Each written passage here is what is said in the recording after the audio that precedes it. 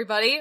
Welcome to Impossible Coin. My name is not Brian Cartwright. My name is Tegan Somerset, and I am once again doing the intro, which means Brian is out of office. First of all, coming at me live, obviously, is Rocky Hardy from somewhere in West Texas. True.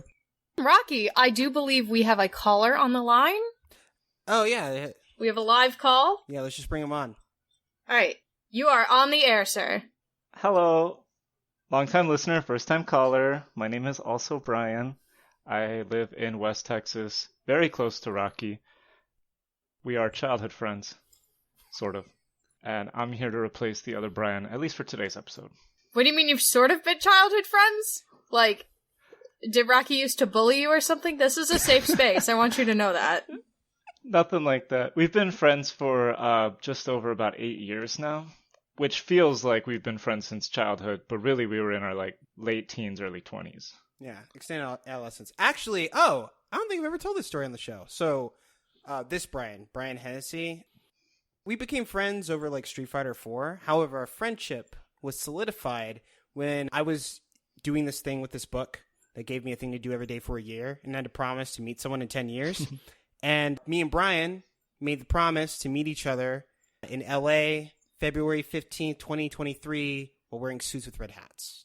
Mm-hmm. Yep. And then, funny enough, right after that, we basically just started hanging out every day, and we haven't stopped for 8 years. So we're probably just going to end up traveling together to LA in another 2 years. True. Our friendship really solidified over that, as well as Monster Hunter. We realized that we were both always carrying our 3DSs. We always had those on deck to play Monster Hunter 3, Monster Hunter 4. I thought you were going to say carrying your teams, and I was like, alright, weird flex, but okay. This is a different kind of weird flex, but also okay. Once we teamed up for competitive games later in the future, that's when we carried the team. We have broad enough shoulders standing next to each other, we can carry anybody. Ah, excellent. I hope you carry my ass. I think we could do that. It doesn't sound too bad. Yeah, well, you'd have to. I'm a support. Supports can't carry shit. Hey, don't say that, okay? I was a support main in League of Legends, and I have carried many a game. I am a support main also, and I did one time get 24 kills as Sona, so, it's possible. Yo, are we all support mains? Not advisable, but possible. Oh, man, Tegan, I used to play a really rude Leona. Yeah, actually, Brian is a support name now. His favorite champ is Braum, if I remember correctly. Braum's a good man! Braum close second, actually. My new main, well, actually for the past 2 years, really, 2-3 years, has been Bard. I have the nastiest Bard anybody's ever seen. I'll support you by just straight up winning the match. Nice. Please do. I spent a lot of time playing Leona. I got into her in Season 3. Mm-hmm. Especially when I was bronze and stuff. I used to spend a lot of time watching my ADC die because they overextend. And then I have to sit under tower by myself, and then they decide, hey, let's just jump to support. We don't care if they're under tower, but I'm Leona, and I have 8,000 stuns. So, by the time we leave laning phase, I'm just 6-0, and, everyone's like, what the fuck? And then, carry the rest of the game. And then the ADC is Leona keeps kill stealing, and you're like, you keep dying, and then I have to kill them. It's not kill stealing if you're already dead. See, that's why Bard is so OP, man, because once you steal those kills and people realize, oh, he does about as much damage as a mid laner, it's over. Oops. It's already over at that point. Oops. Oops. You let me get 4 kills, and now I can kill full tank Alistair in 3 moves. Oops, all ADC supports. Yeah. Don't even get me started on Senna. Everybody's got a good Senna. Yeah, even true. after the patch, nobody has a bad support Senna. I don't know what a Senna is, because I've been out of the loop for a while. Senna's okay. Lucia's wife. Oh, and that's right. She's busted. That sounds great. She should be busted. She busted out of that lamp. She deserves it. She's a support in name only. She's an ADC in practice. Oh, perfect. And that's my kind of... people were playing her as one for a long time. My kind of brand. Gang. I always do those supports with the... Come on up, Nico. Or don't. Okay. With the Lux. So Morgana, Lux, Nami, that kind of thing. Right. Because one of my friends was like, okay, I'm going to teach you how to play, I'm going to teach you how to play Morgana support. And I was like, okay, cool. And they're like, so what you want to do is you want to trap them in your stun. And I was like, okay, like that? And they were like, yeah, how'd you do that? Yeah. I'm like, I don't know. I like Sona, she's pretty. She's got pigtails.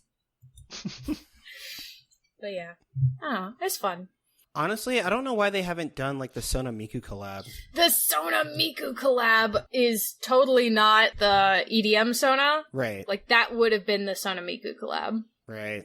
Specifically because of, like, that's just Miku, basically. But in a onesie. That's not a onesie, what's it called? A body tight. That's what it's called. A Daft Punk helmet. It really is. As it should be. DJ Sona's great. Okay, but the new Spirit Blossom Ari is perfect. That's perfect. She's beautiful. Yeah, you're right. Sorry, I was trying to remember which skin. It's been a minute since I actually logged on. I still get my daily feel of League, though. I just saw it on Twitter, and I was like, that's perfect! Why hasn't that been done before? She's beautiful! I might want to play League of Legends again! And then I did not log on because I don't hate myself. Yeah, that's fair. That's fair. That only makes sense. She's so pretty. I felt the same way when they did the Astro Bard. I was like, yeah, that's perfect. That's exactly what I want. All I do is play Astro Nautilus, and then I proceeded to still not reinstall League. Yep. That's how you just have to appreciate the art. There are 3 stages to enjoying League of Legends. You try it because your friends want to play with you and they help carry you. Then you play by yourself and hate it. And then the final stage of enjoying League of Legends is you do not play at all, you only look at the art. And you go, wow, beautiful. I'm at the mystical 4th stage where I just play Runeterra. Oh my god. I will be talking about that new expansion later for our listeners, because there's a lot to unpack there. Oh boy. Okay, speaking of things to unpack, EA put out a statement about Madden. I want to talk about it. I've linked their image of their statement in the show doc, but the long and the short of it is that EA is putting Colin Kaepernick back into Madden. He hasn't been in it since 2016, where he was allowed to lapse into a free agency. Now he's a top free agent. His stats are very competitive. I think his average is like an 80, which is like up there with some of the quarterback MVPs. Isn't he like amazing though? He was pretty good in the NFL, and he had a lot of potential. And he hadn't peaked yet. What I would liken him would be like Aaron Rodgers when Brett Favre was still playing, where like Aaron Rodgers was on the bench and he was okay. But if you like cycled him in on like franchise modes, like he would grow exponentially and be outrageous. Basically what happened in real life. Yeah. But, you know, this is definitely a step in a different direction for EA, since like 2 years ago, they decided to censor Colin Kaepernick's name when mentioned in a song promoting the game. And some of the EA fans are not happy about it. The game has already been review bombed on Metacritic. It currently has a 0.2 review score. Not just because of this, because, you know, review bombing Madden's kind of an annual tradition at this point. Right. If you keep up with it, the game's critical score is actually at a 63, which is a sharp drop from last year's 76, which has also been on a steady decline since Madden NFL 16. The truth of this is that everyone already hates Madden, but they're still playing it. I'm just trying to figure out, like, what's wrong with it. Is Madden somehow not fulfilling on the fantasy of playing with football stars? Is it failing to be an effective simulator? What is Madden right now, and why does everyone hate it so much? I think I can shed some light on that. Okay. I don't necessarily play very much Madden, but I play a lot of 2K, and I play a lot of MLB The Show. So I kind of know how the simulators are moving. Whereas MLB The Show is consistently getting better every year, and is really managing to toe the line between a full-blown simulator and an actual sports game in a meaningful way. 2K has been on a steady decline, so I assume Madden has as well. And one of the things that's happening there is, well, graphically, it stays fairly consistent because we get a game every year, right? And the consoles aren't actually being pushed that far every year. Gameplay-wise, there's not too many significant changes. It's mostly tweaks to character balance, this and that, the minutia. So really, when you buy Madden 21 as opposed to Madden 20, it's small differences. And I think people are starting to get fed up with the idea of spending $65 every year for a game that's not drastically different every year, like they were way back in the day when it was like PS2 Madden and like each one was completely different. I think now that the simulators are advanced enough and like the stat harvesting in real life has really caught up to the game, we're getting like small tweaks, almost like updates as opposed to full games. Yeah, I mean, we've talked on the show a little bit about maybe these annual sports games should just be like annual updates rather than full titles. I am interested, especially going into a new console generation, about where Game Pass is and how now it's collaborating with EA to allow like certain EA games like Madden and FIFA, but also like The Sims. And I wonder if they end up pivoting to something more like an update schedule with like, I guess, DLC or whatever, rather than like full-blown purchases. That may be the case. I think that a lot of the games like Madden, right, 2K, all of those, as well as like The Sims, which has a lot of content locked behind like absurd DLC prices. I think those games are going to become increasingly popular on Game Pass, and kind of we had a little bit of a conversation off mic about this, you and I, and how it might revolutionize, at least partially, the marketplace as a whole. I would agree on that. I think Madden on Game Pass has nowhere to go but up, assuming they make the right choices. Assuming they make the right choices. I mean, that sounds about right, honestly. Game Pass is definitely rapidly changing the consumer landscape in a lot of interesting ways, I think. You know? Most definitely. I don't know if I like it. Yeah. But at the same time, I don't know that I don't like it. Yeah, well, I don't want to say only time will tell, but like we definitely need more information. Time will definitely tell. I think what really needs to happen in order to keep Game Pass from becoming something people don't like is for Sony to actually match it. Like, we know they have PlayStation Now, but we know it's nowhere near what Game Pass is. If they do get there, though, I think it'll create competition and lower rates in the marketplace that might lead to like another video game boom in the same way that PlayStation 2 versus Xbox did, or like 360 versus like late era PS3. I mean, I hope Sony figures it out, but to be honest, there are a couple of choices out there that may be in a similar space that could figure it out. Mm-hmm. Apple is one for sure. Like, Apple Arcade seems to be heavily curated in a way that surfaces good games, and maybe they'll make choices with how their service is set up that services consumers better. And Stadia still exists. They just really need to get their shit together. Stadia still exists. Stadia it had does. the potential, I think, to really fuck shit up really for Microsoft and PlayStation, and they just severely fumbled the ball on that one. Right. I think Stadia invested too much capital into the system itself and not enough into creating like a sustainable marketplace for its games. Well, like, also, like, Stadia as a service is just, like, unreliable currently still. And they definitely have investments out there, or at least what they're talking about. And it's very clear that Stadia needs time if it's going to be anything. I just hope it doesn't become like one of those Google projects where they do it for a little while, don't find a lot of success, and then just give up. Like, if they're really wanting Stadia to be something, I hope they really stick to it. Right. I hope it's not, or you're hoping, well, I guess we all are hoping that it's not like a Google Glass scenario where it's like it never really hits like mainstream production and then eventually just gets canned.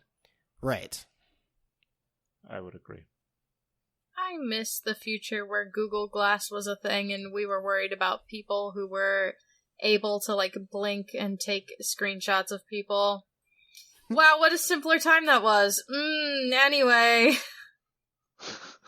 I was just worried about how expensive it would be to get them cut to prescription. Oh, yeah, fair. Valid. Fair and valid, but also, like, I don't mind wearing contacts under glasses, so I'm cool with it. I mean, I don't either, but if I'm gonna wear contacts under glasses, like, they might as well be some real badass glasses. Yeah, right? Okay, so I put a screenshot of something in our show doc, and it was published in conjunction with an interview with Famitsu for Undertale's 5th anniversary. Toby Fox shared some images of the upcoming Deltarune Chapter 2.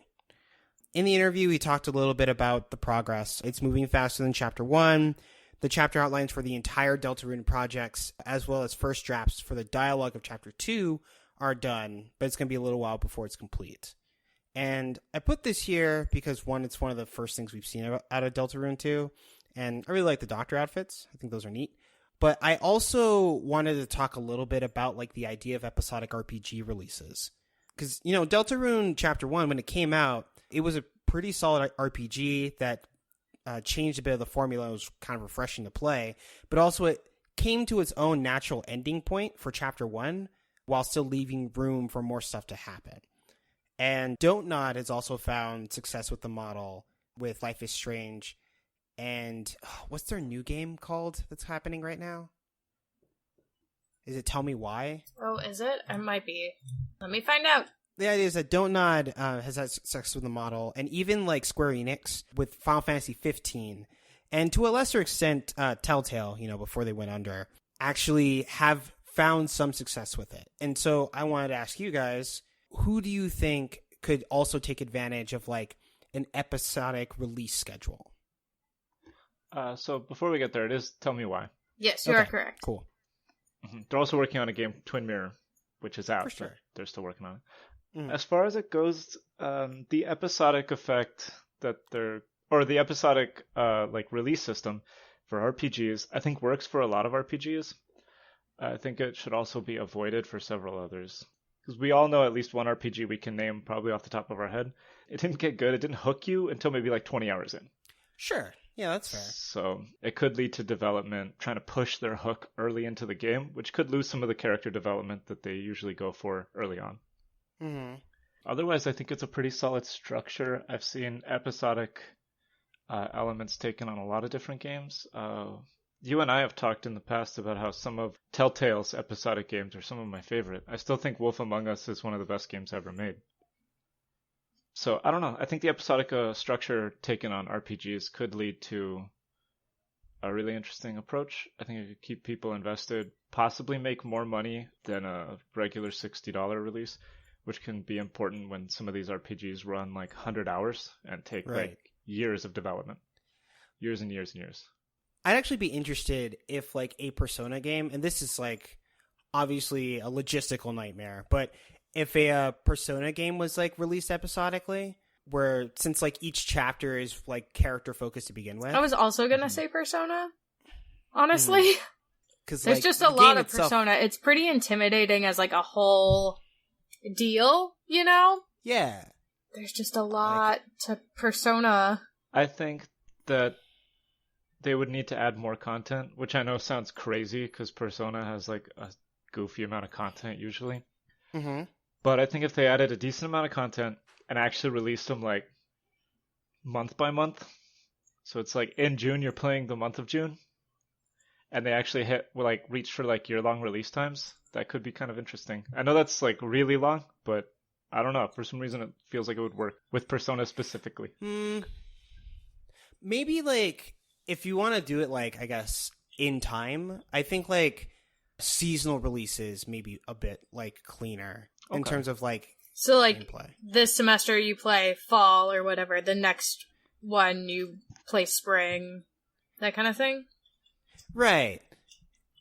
Well, we know with Persona 5 Royal they actually went for the trimester school year. They had the third semester added, so that could be a pretty good way to give it like a year-long release in 3 parts. I'd like to see Atlas try it. I don't want them to do it with Shin Megami Tensei because, like, while those games use similar systems, they aren't structured the same way. No. But things that are, like, character-focused are definitely great choices for, like, episodic releases in terms of RPGs. Did you ever play Lost Odyssey on 360? That game would have worked really well episodically. I didn't, but I'd like to hear more about it. Well, it's like 200 hours and it was like 4 discs, so there's way too much to cover, unfortunately, but pretty much every character got like a full like start to finish character arc. It's quite a lot of plot. I think if they had actually split it into like 4 episodes like per disc, 1 episode per disc, I think it would have been a much easier game to kind of digest than the like monolithic 200-hour monstrosity ended up being. It's a good game, but like Jesus Christ, I felt like I spent my whole life playing it. It wasn't easy either. It was a hard game. Oh my god. Alright. Yeah, I don't know if I'll... Well, I have things on my backlog. I'll add it to the list. I'll find it someday. It was 360 only, so I don't know if you'll be able to find it. Hopefully in the next couple of years we'll have a reliable 360 emulator. Or maybe it'll show up on Game Pass. Who knows? It might show up on Game Pass. Yeah, it really might show up on Game Pass. Who knows? That's the joy of Game Pass. Will it show up? Will it not show up? They are adding a lot of support for a lot of stuff. Because they're smart. And, like, at this point, like, literally the most value you're gonna get out of any system is gonna come from an Xbox. Yeah, that's true. And I say that as a diehard Nintendo fan, but, like, the value is not there, like, as far as I don't know, but long term, I don't know. I know what I mean, I'm not saying it right, though. Fuck. Yeah, like, I think, like, as far as bang for your buck, like, I think that Microsoft Game Pass might be the Taco Bell of the video game world. I can't wait to see that collab. Oh, God. Actually. It's like, you got $10 in your pocket? For sure, man. Like, you're gonna eat so much you'll throw up. Exactly. Oh, man. Like, get ready to overwhelm your senses. Get the $5 nacho box and 2 burritos, and you're gonna eat so much you're not gonna be able to sleep comfortably. And you get a Baja Blast! A Mountain Dew! That's exactly where it goes. Microsoft and Mountain Dew. Blasted. Microsoft is trying to make something that'll Baja last. The Taco Bell rings in the background. I hate this. I hate this timeline. So, I know it's like really off topic. I really want to go over the fact that they have 2 new flavors coming out. Mm-hmm. They have like a winter seasonal flavor that is apparently gingerbread flavored. No! They're finally replacing the awful pomegranate flavor? Oh, thank fuck. If I have to review one more pomegranate flavored soda, I'm gonna scream. So that leads me to the second flavor they're adding, which is going to be next year, and it's apparently a new permanent flavor. Pomegranate. No, it's watermelon. I would have literally shot to the moon. They're adding a watermelon permanent flavor called Major Melon. It has a watermelon wearing a military helmet with a cigar on it. I hate that, and I love it, and I want it immediately. Oh my god. They're also doing a Halloween flavor, but I was too shell-shocked by gingerbread flavor to really understand what it was. Is it the voodoo? Is that the one they're re-releasing? Oh yeah, I think it is. I fucking hate the voodoo. It's not good. 0 out of 10 stars. I miss Pitch Black. Pitch Black was good. Pitch Black was really good. Welcome to Impossible Coin. We have opinions about Mountain Dew because we're real gamers. Well, I'm on the wiki right now. You laugh, but there is a Mountain Dew wiki for the flavors. Oh, I'm not questioning that. It's just the fact that you're there. Like, that's what's funny to me. My brother found it like a month ago, and he unironically references it like every day. For sure. Been there. Yeah, I think he's a mod now. I think he's a moderator on the Mountain Dew wiki. Oh my god. That's some dedication. Dedication? No. We like our Mountain Dew over here. The biggest regret I'll ever have is I never got to try Pitch Black 2. What do you mean you didn't get to try What do you mean you didn't get to... What? Tegan, please finish your sentence. How? So, Pitch Black 2 was a flavor that Mountain Dew released for Halloween in October 2005, and it never came back.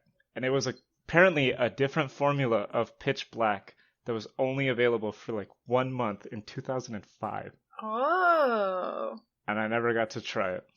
I was gonna say, like, they had Pitch Black, like, a couple months ago, I want to say. Buy it for Dungeons and Dragons, because it's Alex's favorite flavor. It was available at Speedway. This is not a Speedway plug, by the way.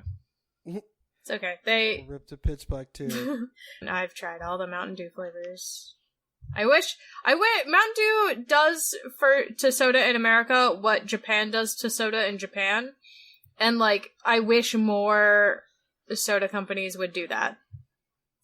Pepsi! Release the strawberry milk Pepsi in America! I am begging you. Release the strawberry milk Pepsi. I know you have the formula somewhere. Also, give us the salted watermelon flavor. Please. They're good. Fuck.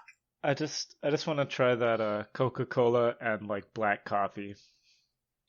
I mean, it's an I experience. do not know if it tastes good. I honestly do not care. If I'm drinking Coca-Cola and black coffee, it's most likely because I now have to work a 78-hour shift. Yep. Mm-hmm. And I would drink jet fuel if it worked.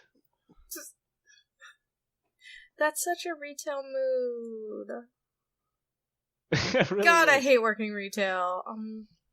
I say that like I'm still working retail. I am not still working retail. Thank God. Me either. Considered it. I'm salaried now, and it was the biggest scam of my life. Your salary? No, but he's abused at work. It's a whole I thing. mean, pro tip, if your salary at your job, you're probably being abused at work. No, yeah, I know that, but it was like, I didn't know what else to do. They offered me a job remote from home, working in the pandemic, and it was like, yeah, where else am I gonna go? Yeah. Yeah, you know what? Yeah. I don't So- blame you. Yeah, I make like, it shakes out to like 17 an hour at like 40-hour weeks, but I'm working like 60-hour weeks. That's not great. No, That's not great. really not great. It's not. I'm sure you could argue that. Oh, I'm sure I could too, but I work for one of the largest companies on the planet, and I cannot name them because I am afraid that they will listen to this podcast. They're that big. If they Oh man, I'm Whoa. almost certain this company has actually listened to our podcast before. Yeah. What? We have companies listening to our podcast and we haven't got any brand deals? Is it because we're shitting on them? It's mostly because our audience isn't big enough yet, but you didn't hear that from me. So I don't know if a brand deal with this particular company would actually work for our audience, and if it does, I think we're actually targeting the wrong market. That's fair. Yeah.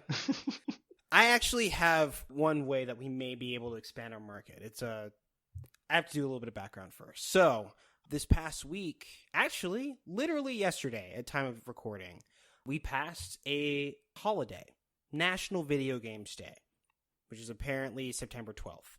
Also July 8th. Also July 8th. Yeah, I'll come back to that. Okay.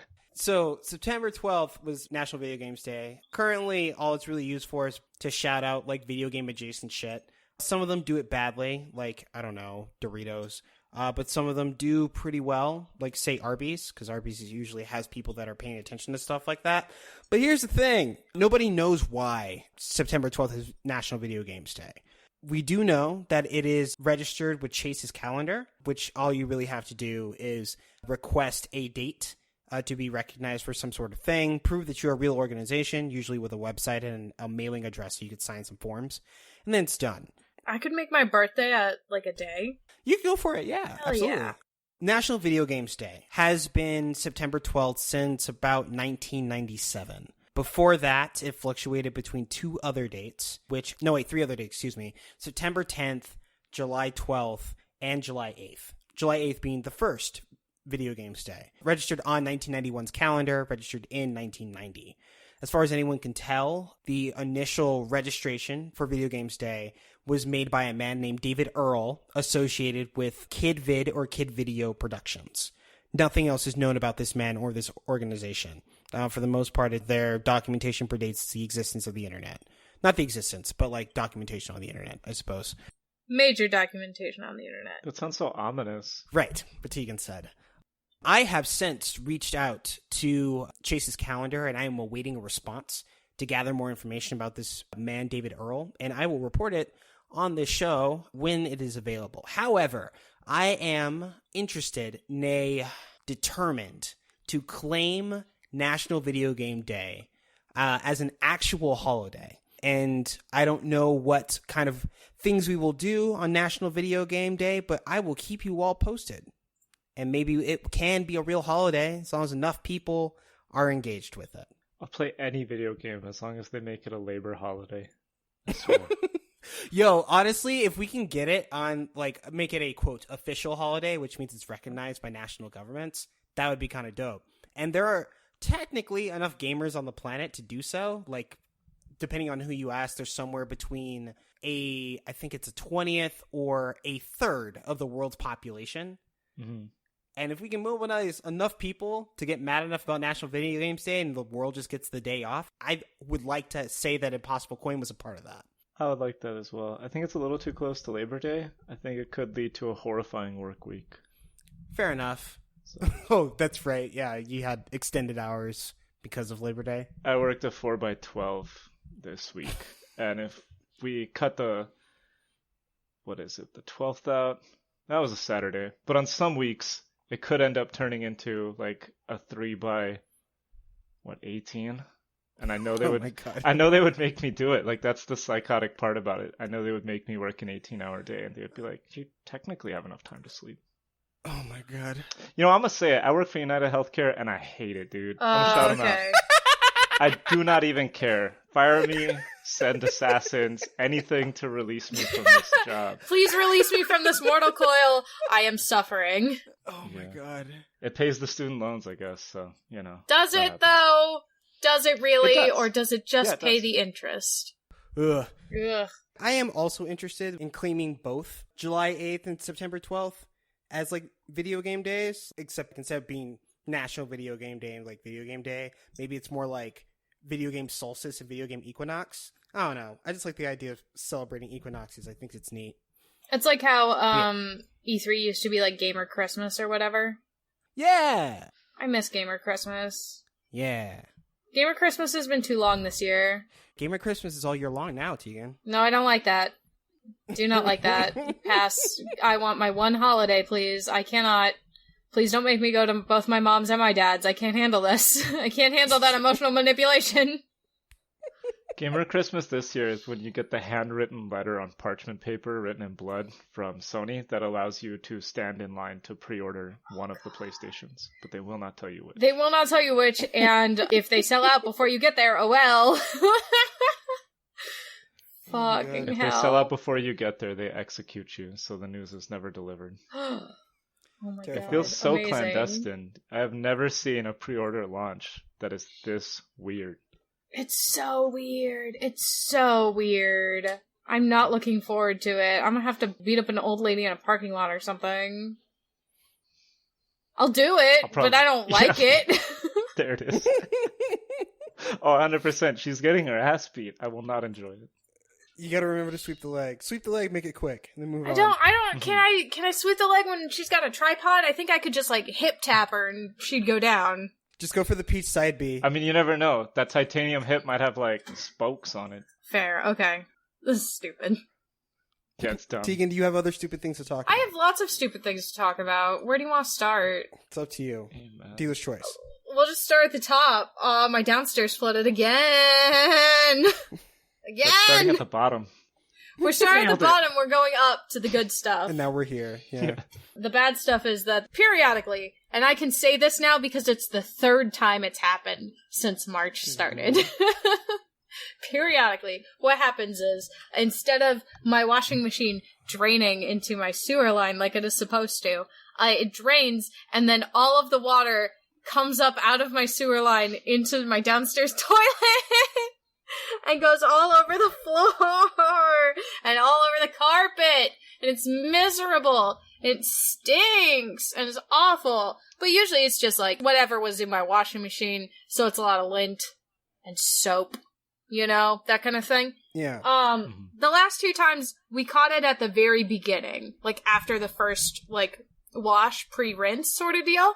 This time, I ran the washing machine overnight. So we had 2 full washer loads of water on the floor.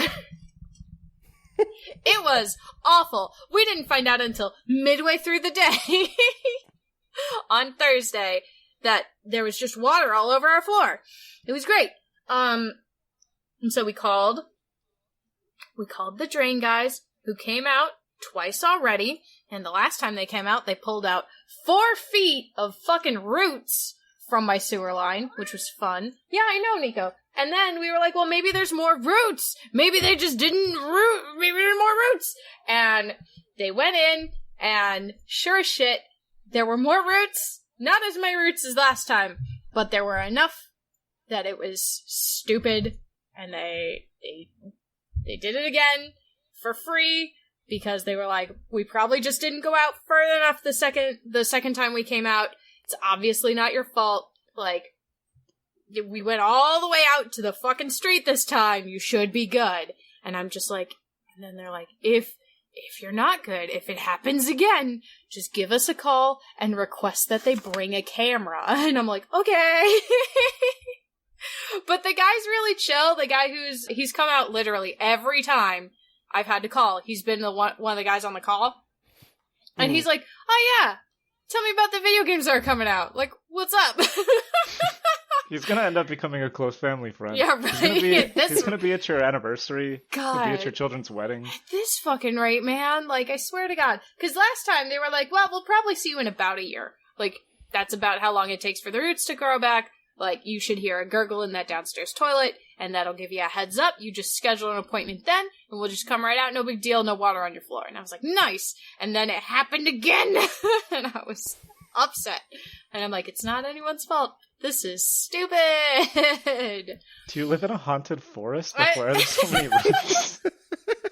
I do. I live in the haunted woods. That's the only reason I've been able to be the warlord of Ohio or whatever the heck. But anyway, so that was a thing. Poltergeist. Right? So then Alex went out and he bought me, this is I keep saying it's my birthday present, but my birthday isn't for several months. He bought me a shop vac so that we could vacuum up a lot of the water that was on the floor, because wow, there was a lot of water on the floor. And then later the same night, my dad bought me a dehumidifier. What a mood. Yeah, right? And he's like, well, here you go. This is the unit we have at our house. It's nice. And I'm like, cool. But shop vacs are badass. Shop vacs are loud! Have you yeah. ever heard the song by one Jonathan Colton called Shop Vac? If you haven't, you should listen to it. It's so accurate to everything. I've operated a shop vac, but I will then listen to the song. I'll compare my own notes. It's so loud. It is so... I will turn the shop vac on. Y'all can hear how loud it is. It's so fucking loud. It's ridiculous. Anyway, so that was my Thursday and Friday and Saturday. It was a good time. In between that, though, we did do some other stuff, which was important. Number one, on Thursday, Alex came into my... Nintendo announced that Hyrule Warriors 2 is coming, and it's canon because it's pre-Calamity Breath of the Wild. Hyrule Warriors 2, The Calamity, I think is what it's called. It doesn't matter. It doesn't matter because it's canon. The problem is it's canon, which means all our Patreon listeners can enjoy my updated rant on the Legend of Zelda official timeline as what Nintendo says it is versus what it actually should be, and hopefully the pre-Calamity content will provide some additional insights as to where Hyrule Warriors, fucking Breath of the Wild. Yep, that one should go in the timeline, because we'll get some running around in regular Hyrule. But also this means that if Hyrule Warriors 2 is canon, then there's a high possibility that Hyrule Warriors 1 is canon, so I have to replay that one and decide whether or not it's canon. I'm upset, because Nintendo originally said Hyrule Warriors is not canon. No. But now they're making a Hyrule Warriors game that is canon. Yes. That's not fair. Right. What if whenever Nintendo gets their stuff together on the Nintendo Cinematic Universe and they somehow prove that Smash Bros. Is canon? Where do you think that will end up on the timeline? Oh, God. It's actually a prequel that takes place before any of the universes exist. No, it can't. It's got to be something that's intermittent throughout, because different links show up in Smash. Just hear me out. Just hear me out. It takes place. It is the progenitor to all timelines, and it takes place by characters periodically getting removed abducted from their own timelines and moved into this alternate timeline that runs at a parallel to the rest of them. So what you're saying is, Majora's No Mask further Link... questions. Majora's Mask Link isn't the same Link as Ocarina of Time Young Link, specifically because Ocarina of Time Young Link was abducted to take part in the fighting tournament that is Super Smash Brothers. Is that what you're saying?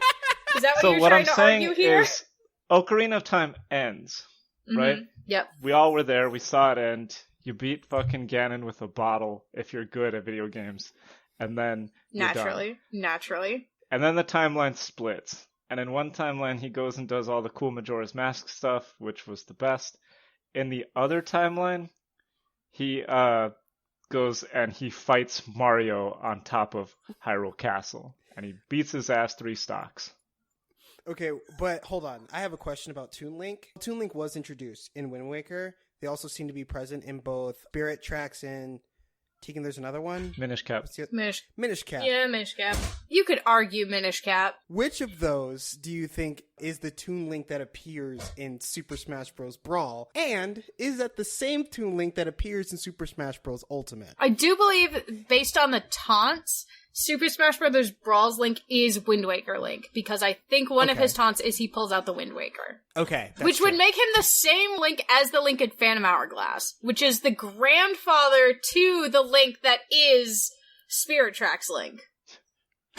Okay, wait, so maybe his son is the one that shows up in, like, Wii U Smash Bros? Possibly. No, Wii U Smash Bros. Is Spirit Tracks Link, and let me tell you how. So y'all saw Back to the Future 3, right? No. Okay, well, Tegan, in Back Tegan to the watch movies. Future 3, Tegan, they managed to get a steam-powered or actually, I think it's coal-powered, but they get a locomotive coal-powered. up to 88 miles per hour, and it travels backwards in time, or forwards in time, rather. Forward, So that's what happened in Spirit Tracks. I will not elaborate further. Argue with the wall. I will argue with a wall, because, like, what? What the fuck?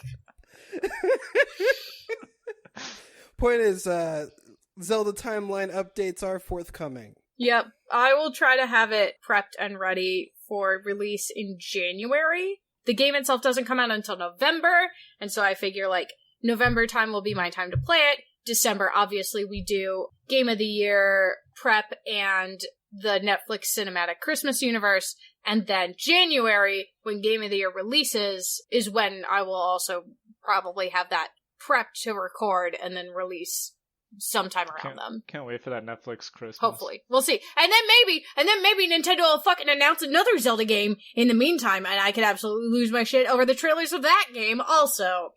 So They'll make one announcement, it'll be one sentence, and it'll just say that Ocarina of Time is no longer canon. And they'll block anybody that tweets at them. They'll just immediately block me. I'll be like, "Excuse me, Nintendo, a comment," and they'll just block me on every social media ever. And then I'll be like, "This is because you don't care about your own video games the way that I do. You don't love our son." And they're like, "It's not even your kid." And then Reggie will tweet, "This is why I quit." And it's like, how long has this been in development? Oh my god. How long have they known? I would absolutely... Oh, they'd know a long time. It'd be upsetting. I'd be They'll upset. tweet Super Mario Sunshine is part of the Legend of Zelda canon. Oh my god. I mean, we'd have to... Does Mario use the Flood in any of the Smash Brothers games? Because we would have to consider it. He does. In 2 of them, I think. Wii U / 3DS and Ultimate. Well, there you go. You gotta consider it now. It's his up B, right? I say you, like anyone other than I am down gonna B. be considering it. Beats the jump punch. Sorry, I hold my GameCube controller upside down. Shut up. Tegan, you're telling us about the best game. I am telling you about the best game. It is Spiritfarer. I played a lot more Spiritfarer. It's the best game? Okay. The only game. Oh, strong words. We'll see. You decide. Play the game. Play the game, you decide. Okay. So I have almost everybody. I know I'm missing one person, for sure. I don't know how to get him. I'm missing a power to get him. It's okay. But, I had some feelings. Brian, you weren't here, but last week I talked about Spiritfarer and how it's about, like, death and grief and helping people move on and that sort of thing. And I think I experienced the best storyline in that game. And the best part is, it's my other friend who's playing this game thinks it's the worst one. And so that's why I think maybe this game is the best game. And it is Atul's storyline. Atul is Stella, who's the main character. That's her uncle. And he comes on the boat. And the way he leaves the boat is very good, I think. I think it's the best one. I think it's the one that makes the most sense. And it's just ironic to me that it's the one that she got the most upset about. She was like, I haven't played this game in a week because I'm so upset about it. And I'm like, okay, well, I think it was really good, so. So I do have to play it for Game of the Year, fine. You do! Yeah, you do! And, like, Brian Cartwright Brian, who is maybe listening to this and maybe putting in Lori Ipsum fucking dialogue instead of an actual show summary just to drive me up a wall. Dear Lord. Brian should also play this game, but he will be you want to know a game that's gonna make you fucking depressed, Brian? It's not gonna be Dead Girl Simulator The Last of Us 2. It's gonna be Spiritfarer, and I can't wait to hear it rip your heart out, because it's good! Tegan, I do want to be specific here. You are talking to Arizona Brian Cartwright, or do you mean to recommend Spiritfarer to all Brian Cartwrights, both foreign and domestic? I feel like it is specifically targeted at Brian Cartwright, who is located in Arizona, but I feel like the emotional ripples that Brian Cartwright, who lives in Arizona, will emit into the Brian sphere will make them all have a feeling, and I don't know what that feeling will be. Fair enough. I don't either, but I'm not looking forward to it. You're not in the Brian Cartwright sphere, you're just in the Brian sphere. She meant the Cartwrights. Yeah. Like okay. Yeah, there are several Brian Cartwrights that are in contact with our Brian Cartwright because he got the Prime email address. So he's been getting various Brian Cartwright's email for years, possibly a decade or so now. It's great. He got one of theirs, like, doctor information. He gets someone else's billing, like... He gets responses from, like, one of their congressmen. Yep. It's a whole It's thing. a good time. It's hilarious. Honestly, I wish there were more Tegan Somersets in the universe so I could have that problem. I am the only Brian Hennessy. I have established my dominance. There was one other Brian Hennessy, and he is now Brian Shaughnessy. Oh. No further question. There is one other Tegan Somerset, but she does not live anywhere near me, and I am bummed. I want to be... But she got a promotion, I think I commented on it like a year ago, and I was very excited for her.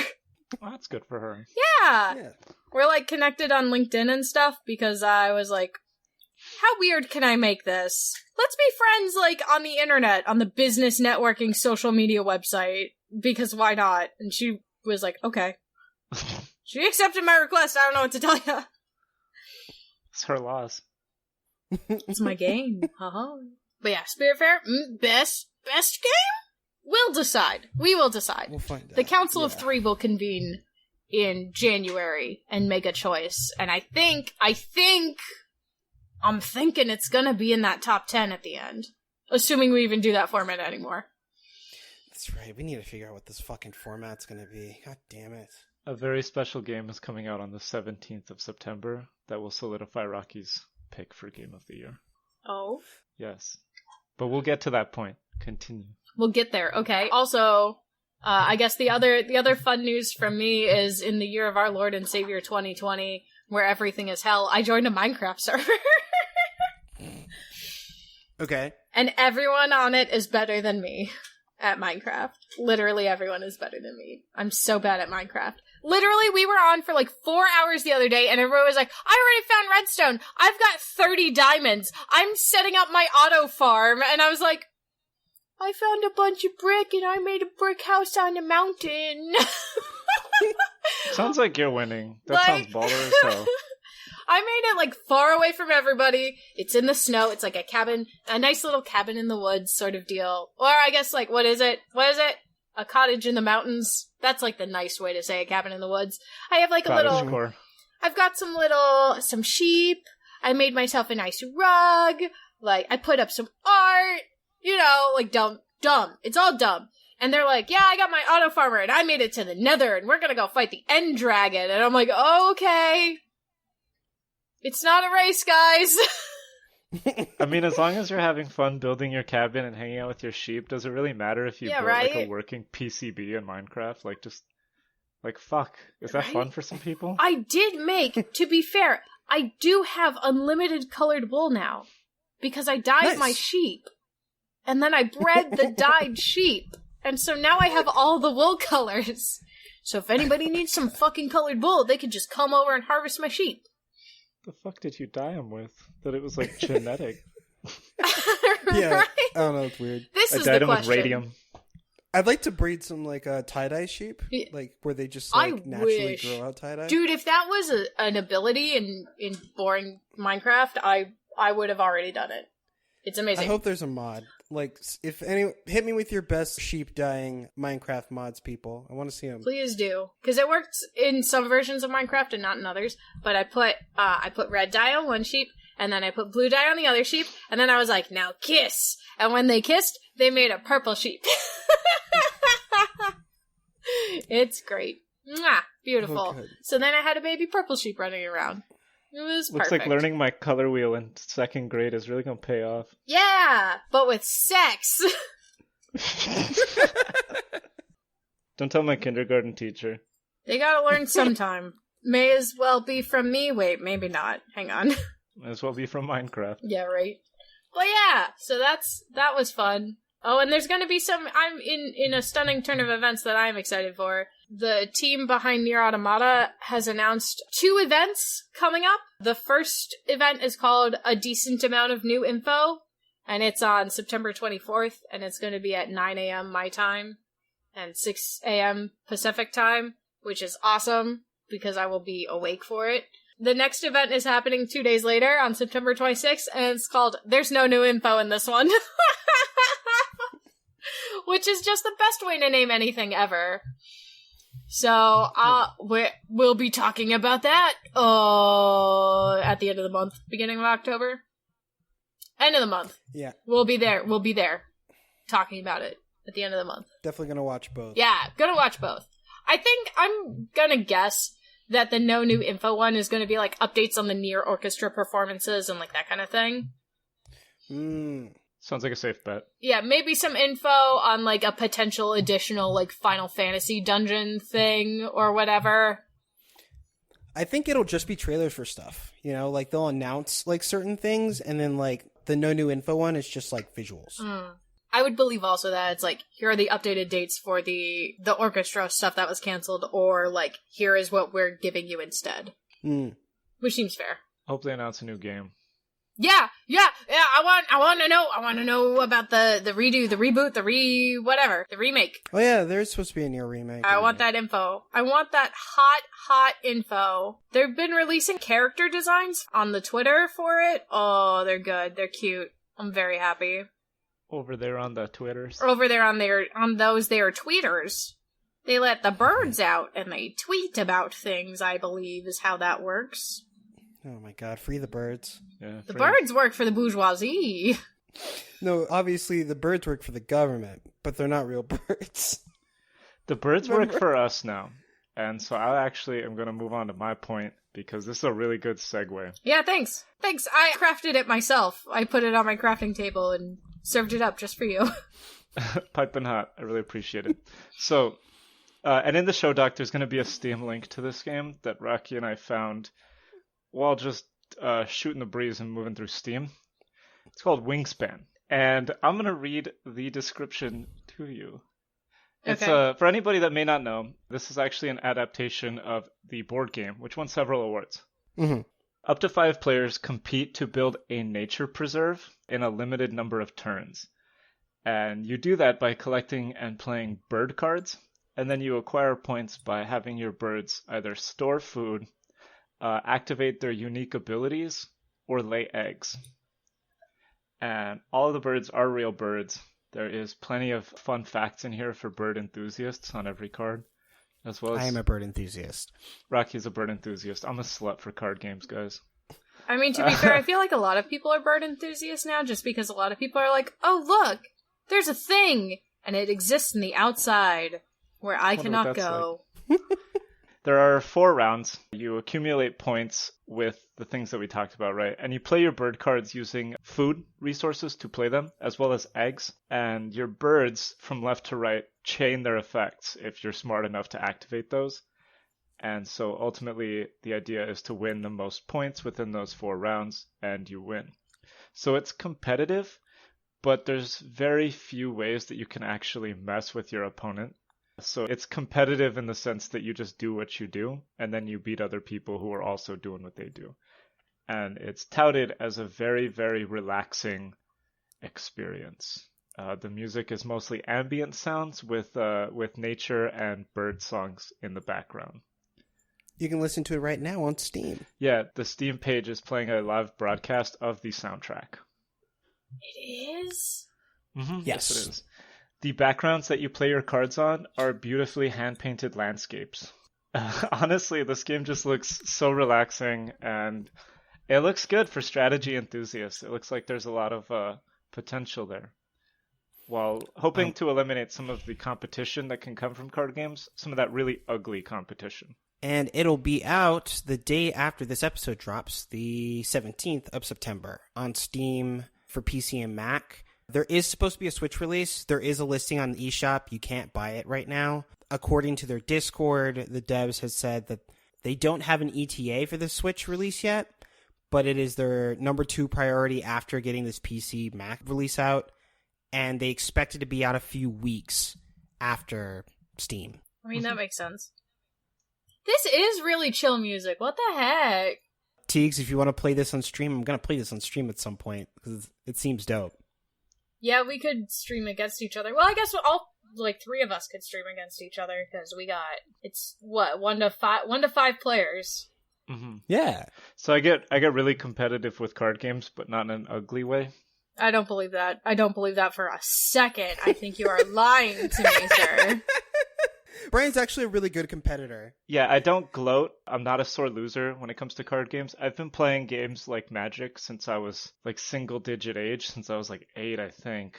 So it's one of those things. I've had the bad sportsmanship beaten out of me in card games over the course of my life. Not physically, God, but... Are you sure? Yeah.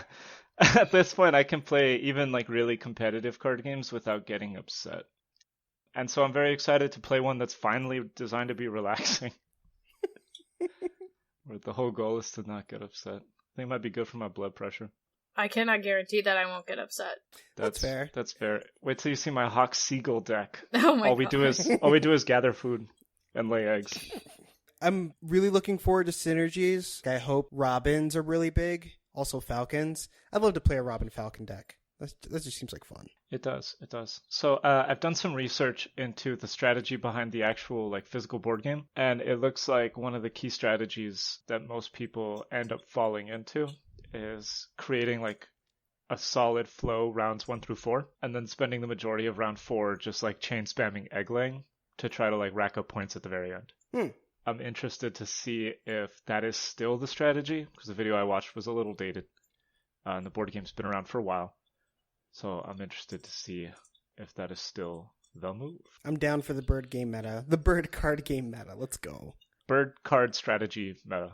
Which I guess leads me to my next point, which is also card games. Surprise.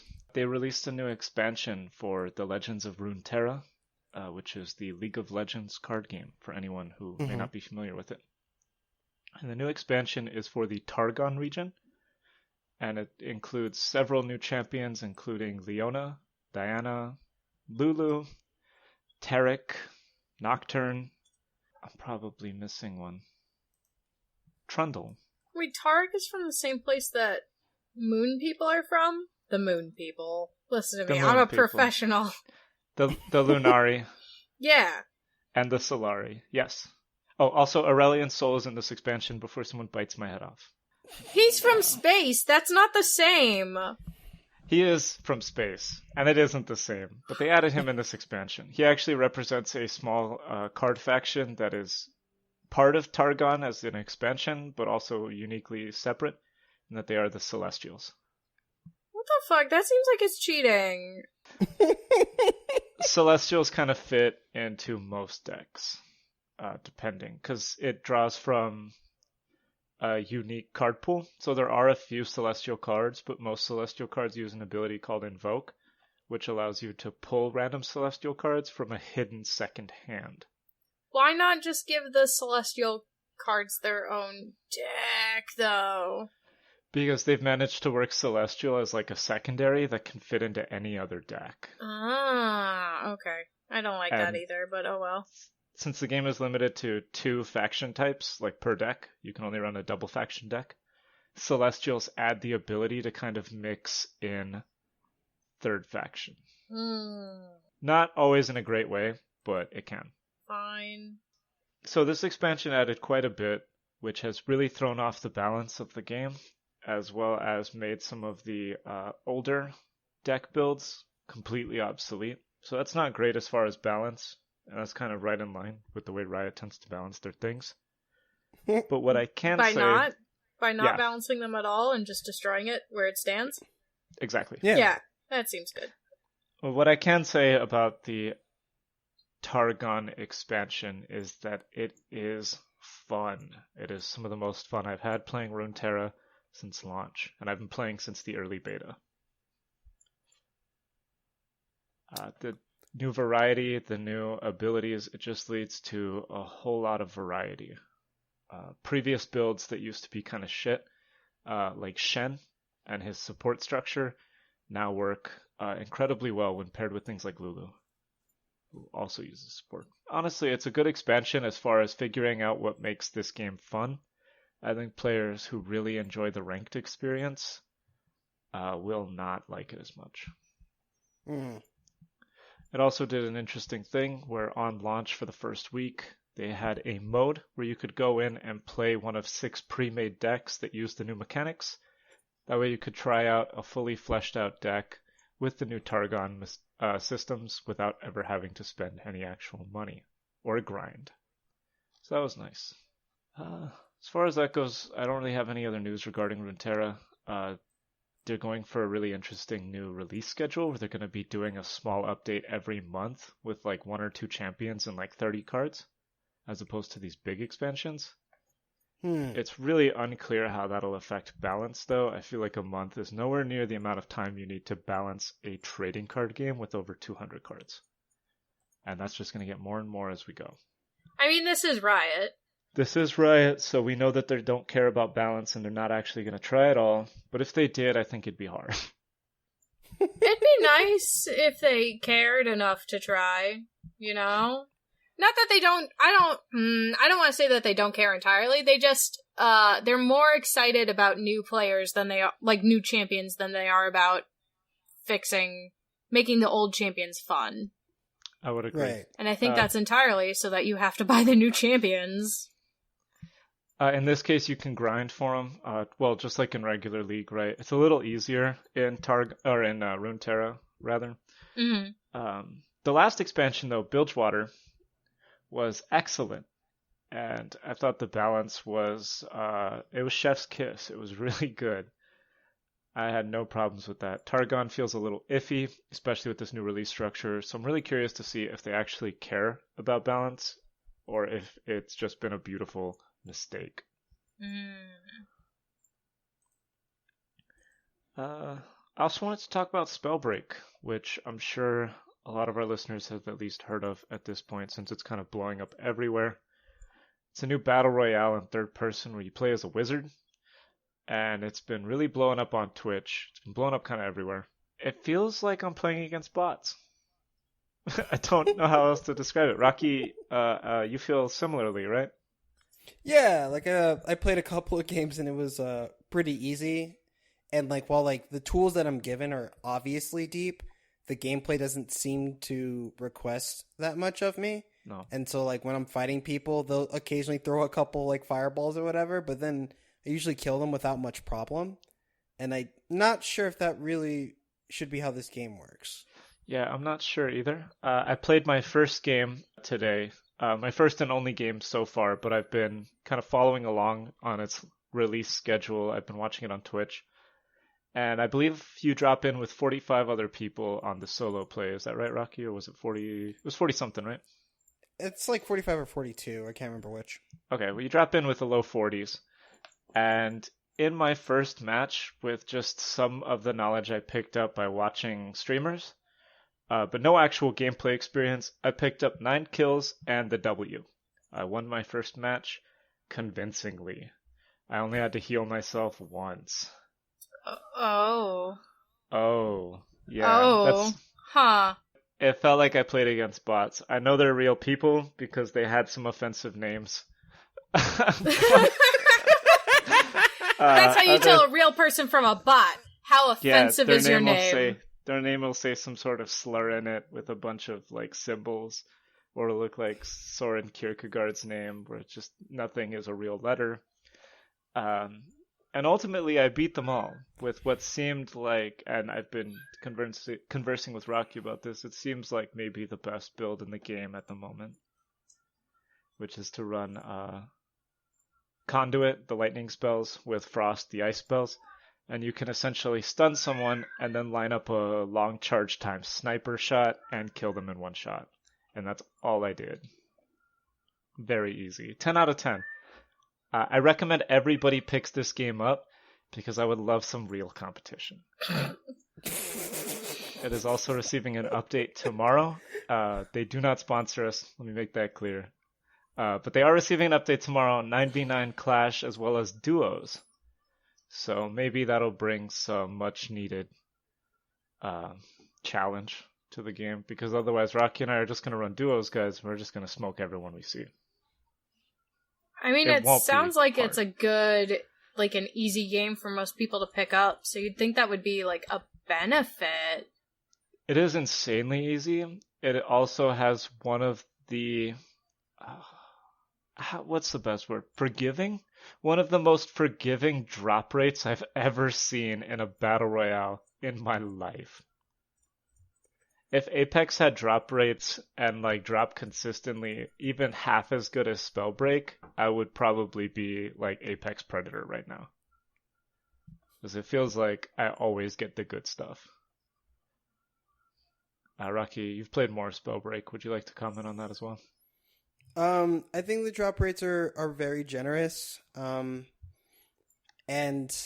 maybe that's cool for people like getting used to this stuff, but it doesn't really feel competitively balanced at all. Not at all. In my first match, I had all legendary items, which would be the equivalency of running all golds in Apex. It's something that doesn't make any sense to people who play other battle royales because it shouldn't. Yeah, that doesn't sound right to me, and I don't play any battle royales. Oh, that reminds me, Hypnospace Outlaw is doing a special mode this week where all the weapons are gold, so they're just going to run that for a week. However that feels, I guess. That sounds fun. I found that in Spellbreak, the most important item is going to be neither one of your weapons, but your actual ability, which you have to pick up on the fly. In my first game, I managed to find one of the like legendary chests, which should be like high contention, like you should have to fight your way to get them, but I never did, which is another alarming point of the game. And I found the ability to detect other players on a 4-second cooldown, so I literally hunted the rest of the map for my W. Very fun. Would recommend. I had a blast playing it. As easy as it was, it feels really fun. There might be some sort of hidden MMR, and eventually Rocky and I will require both halves of our brain to win a match, but at the moment, it does not feel that way. So, I noticed it wasn't here in the show doc. I'm curious if you guys talked about every point regarding it, but the new NVIDIA cards. We talked a little bit about them last week. I see. Did you guys talk about the AMD announcement? I'm doing finger quotes. We don't have cameras. No, we didn't. But let me talk about that for a moment. AMD, who everybody's had their eye on because the new 30 series cards are not only priced hyper competitively, but they may be the greatest leap in graphics at least in this decade. There is evidence to point to it being the biggest jump in graphics since 2004, so 16 years. So everybody's been wondering what AMD is going to do, because they've been talking up their new RDNA 2 cards for a while, saying that they're going to blow NVIDIA away. They made a deal to install them in both the PS3 and PS5 and Xbox Series X. Sorry, no, the PS3 and the PS3 and the 360. You were 100% correct. Keep going. They will install them in those for you and ship it to your house. So everybody's been curious what exactly is going on there. So AMD finally announced that they were going to reveal some more information. Some of you may remember that happened on, I believe, the 8th? It was the 8th or the 9th. And that sounds right to me. And they announced that on October 8th, they would be announcing their new CPUs. And they also announced that in late October, 24th, I believe, they will be announcing their new graphics card. A full month after the launch of the 3080 and nearly 3 weeks after the latest launch, which will be the 3070. So I'm not sure what AMD's got cooking up, but whatever it is, they must feel really confident in it to release their cards a full month after NVIDIA's hit the market. Either that or they really got screwed. Have you guys been following graphics card as closely as I have? Not as closely. I don't follow anything. I barely follow this show. That tracks. I mean, it sounds on brand. I do a lot of work for the show. I just, I don't want to say it because I don't want to sound like a nerd. That's fine. I think Rocky and I specifically, he cares more about consoles and I care more about PC. Together our knowledge combines to form one well-informed gamer. Excellent. Yeah. So anytime PC information comes up, I discuss it with him, and he usually just kind of goes like, because he does not follow the announcements. In this case, though, I'm worried. AMD really seems to have dropped the ball on this one. I don't think they expected the NVIDIA cards to release so soon after the announcement or be as powerful as they were. I think they may actually be scrambling pretty hard. Oof. That's always rough. It is. We were very excited too after the last gen where AMD managed to release CPUs a little more powerful than Intel and graphics cards that competed with NVIDIA, which led to lower prices all the way across the board. And in this case, it looks like NVIDIA's low prices are directly competing with the 360, the Xbox Series X and the PS5. Sorry, I just want to say an Xbox name that makes sense in my mind instead of Series X. Yeah, there's no way. Xbox did a bad job naming this gen, and I would like to have a conversation with the person in charge of naming this gen. And, I don't just want to talk. I want to know, the in-depth, actual reasoning behind it, because, this is confusing for consumers. It's going to be confusing for people who are trying to place the orders for these things. I don't understand. I get you're trying to be this is a whole family of consoles and that whole thing, but there's a better way to do it. I'm about to break this news story wide open, Tegan. Nobody specifically named these things. They were named by committee or algorithm. Yeah, I need to know that algorithm. I need to know that committee. I need to have a conversation with the person that programmed that. Or Tegan's whatever. Gonna have a conversation with DeepMind or some shit. I'm gonna do it. I'm gonna fucking. She's gonna have to play chess against Deep Blue to understand how the Xbox was named. I'm gonna fight God at this rate over the Xbox naming convention. She will have to attack and dethrone God. And then I will rule the Microsoft space. PC gamers will rise up at my bidding. But the reason I'm so curious about what the actual specs regarding these AMD graphics cards is. Because the RDNA 2 cards, or at least a variant on them, are what's going to be powering the new Xbox and PlayStation. So knowing what the specs are in relation to the PC builds will give us a decent understanding of the power difference that 360 and the PS5 will have from current gen consoles. It's not the 360. I'm not going to correct myself anymore. I hate to tell you, it's really not the 360. You are 360 is competing with those new NVIDIA 30 series cards, which are also going to be RTX NVIDIA 360s. God damn it. I have an idea. Let's stop naming our computer-powered devices after, like, circle degrees. Can we stop that? No, I can't wait for the Nintendo 900 to come out. Oh my god. The Nintendo Switch 900 Pro is what's going to be called. Well, originally the NVIDIA cards weren't named after circle degrees until they got to the 1080s. And then they decided to jump series by the thousands to get a more consistent naming structure. So they've kind of been stuck in that. But they used to have weird names. I miss those days.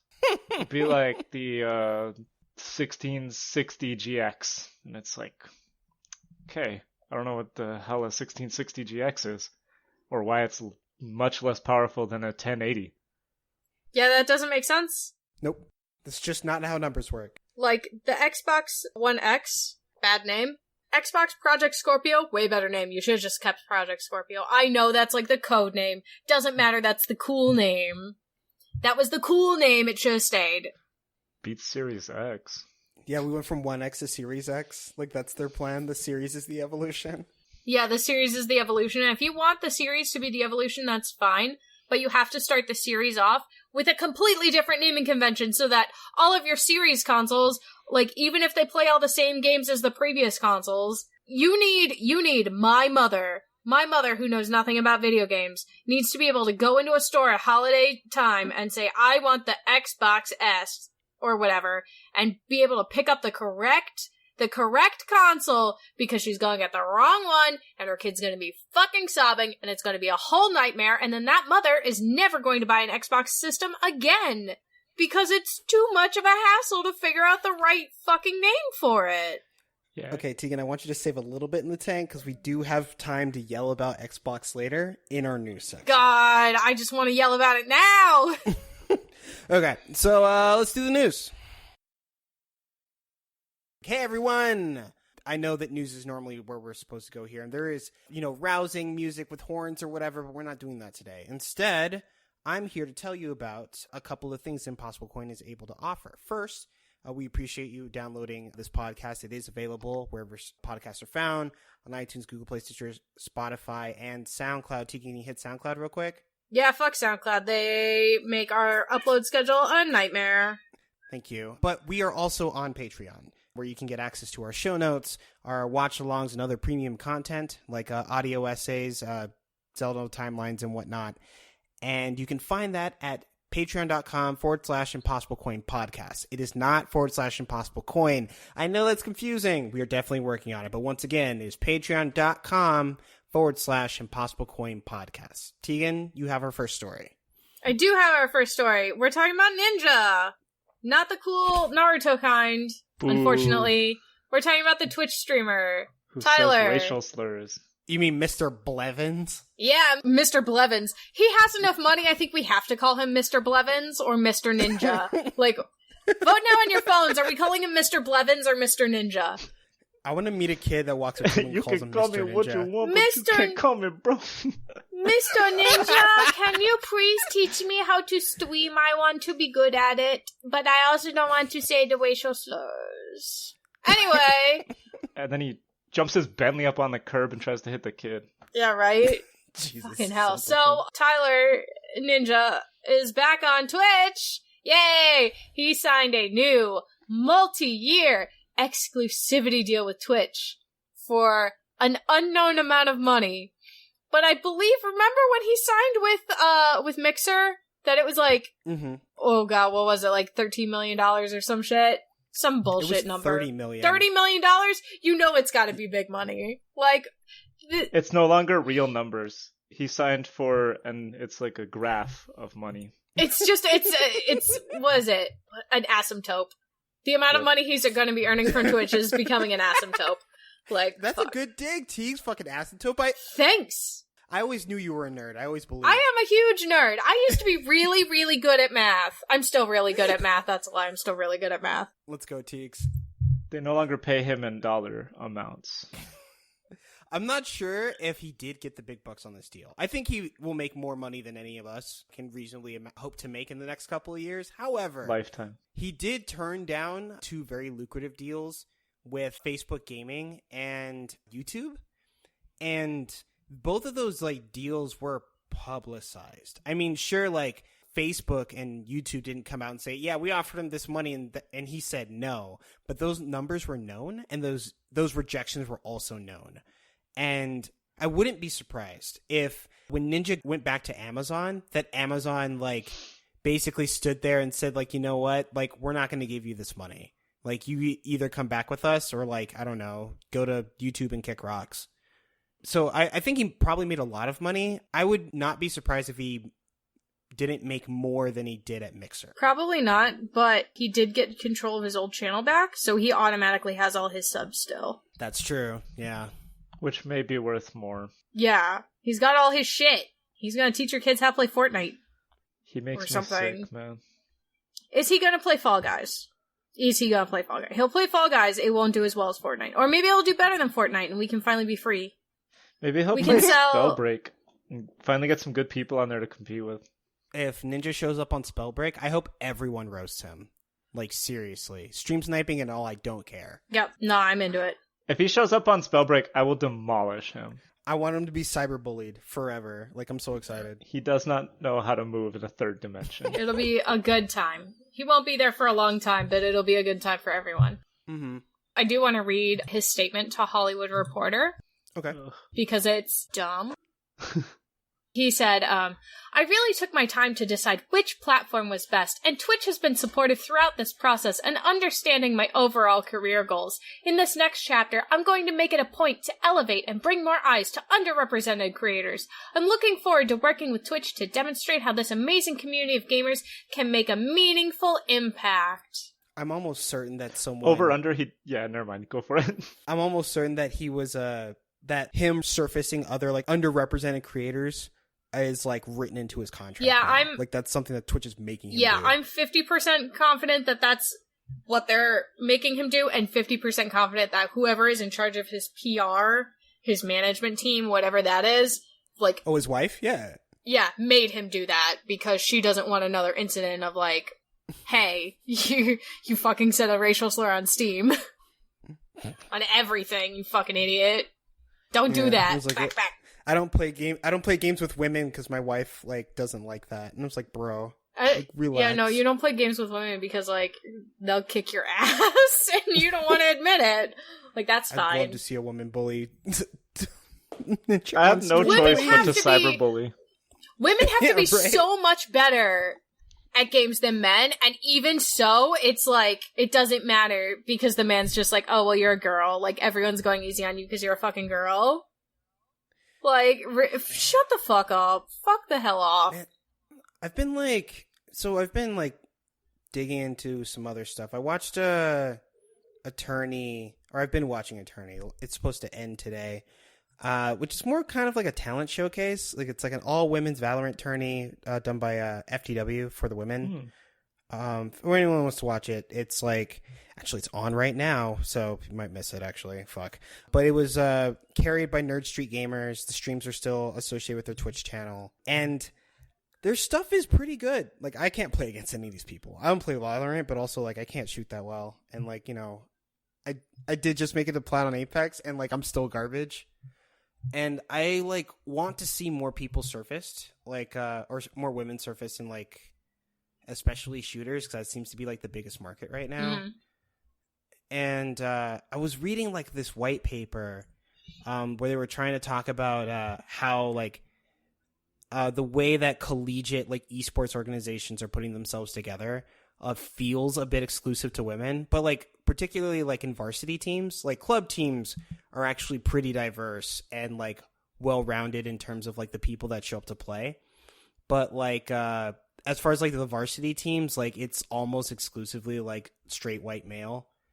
And I'm still, like, digging through, like, the nuances of the paper to see, like, what can be done. But, like, honestly, I hope that, like, more different people show up in, like, competitive spaces and, like, rock like, people's shit. I mean, because they deserve it. Part of that issue is definitely, like, the amount of is just straight up, like, hate and harassment that women in gaming spaces get, and that doesn't even, like, account for the fact that, like, women who are also, like, other minorities get harassed double whatever, like, a regular white woman gets harassed. Like, yeah. And why would you the money would have to be very good for me to be willing to put myself in that sort of position. It would have to be very good, and I would need, like, in writing, a personal guarantee that, like, every threat against my life, regardless of how mundane seeming, would be investigated thoroughly, that, like, mods would be on every stream to tame that, like, vetted, like, hardcore mods would have to be everywhere, or I'm not stepping a foot anywhere near that. And see, the big problem with that is, like, well, those are basic guarantees that any company could make you and should make for you. They can't, though, because they can't make it. They can't, like, they don't want to invest the money in it when they could just hire a dude. Yeah, that's the point I was going to get at, is, like, they could make these investments and they could do that for you, but it's cheaper just to get some dude who's going to say the N-word on stream and then apologize for it. Yeah, and a half-assed apology. Like, that's the easier way to do it, is just like, oh, well, we could take you, and, like, maybe you are a better player overall, but we're gonna take this dude because all we have to do is worry about him saying the N-word once or twice, and then we suspend him for a couple games. All we have to worry about is him filming YouTube clips in a public bathroom. Right, exactly, like, fucking stupid. If I ever met him, I would fight Dr. Disrespect. I know he's like 7 feet tall and like 200 pounds, and he would absolutely smoke me, but I don't know, dude. Maybe I'm packing heat.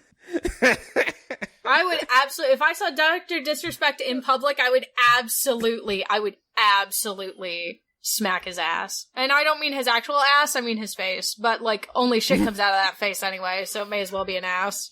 Got him. I'm gonna beat his ass in a public bathroom, too. It's full circle. I'm gonna film it for YouTube. I'll film it. You beat his ass and I'll film it. Do not film it. I will film it. Well, like, as long as we're not in California, actually, you know what, maybe not. I don't know. I don't care if it's illegal or not. There's nothing cool about filming people in a public restroom. That's weird, man. That's fair. Okay, okay. This is probably a different thing. Oh, have you watched con vlogs? Like, people film themselves in bathrooms all the time, but they're not creepy about it. Because they're just like, yeah, man, here we go. I'm at an anime convention. Here's my friends doing dumb shit in front of a mirror. And, like, that's it. It's not the same. It's so much creepier when people do it otherwise. That's because that's consensual. Whereas when Dr. Disrespect did it, he just walked into a bathroom while being filmed.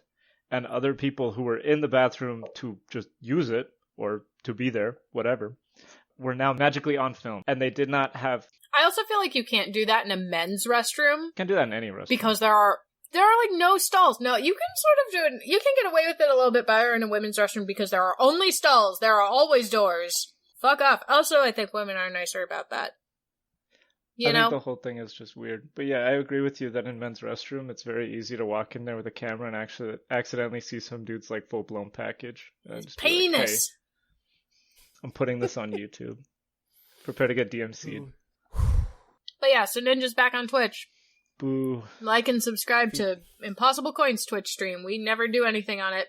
He will make more money next month than all of us will make in our lifetimes. He made more money signing back up with Twitch than I will ever make in my lifetime. Yeah. And, you know, I've never said the N-word, so... And I know that's not, like, a big accomplishment. I'm not looking for you to applaud me. I'm just saying he did, and he's getting hella paid. I mean, obviously, dude, we just gotta start eating Reese's on OnlyFans. Yeah, well, I mean, you just make Wait, is that a thing I can do? For money? I can eat Reese's on OnlyFans for money? Yes, geez. Sub to my OnlyFans. Sub to the brand new Impossible Coin OnlyFans, where I eat Reese's.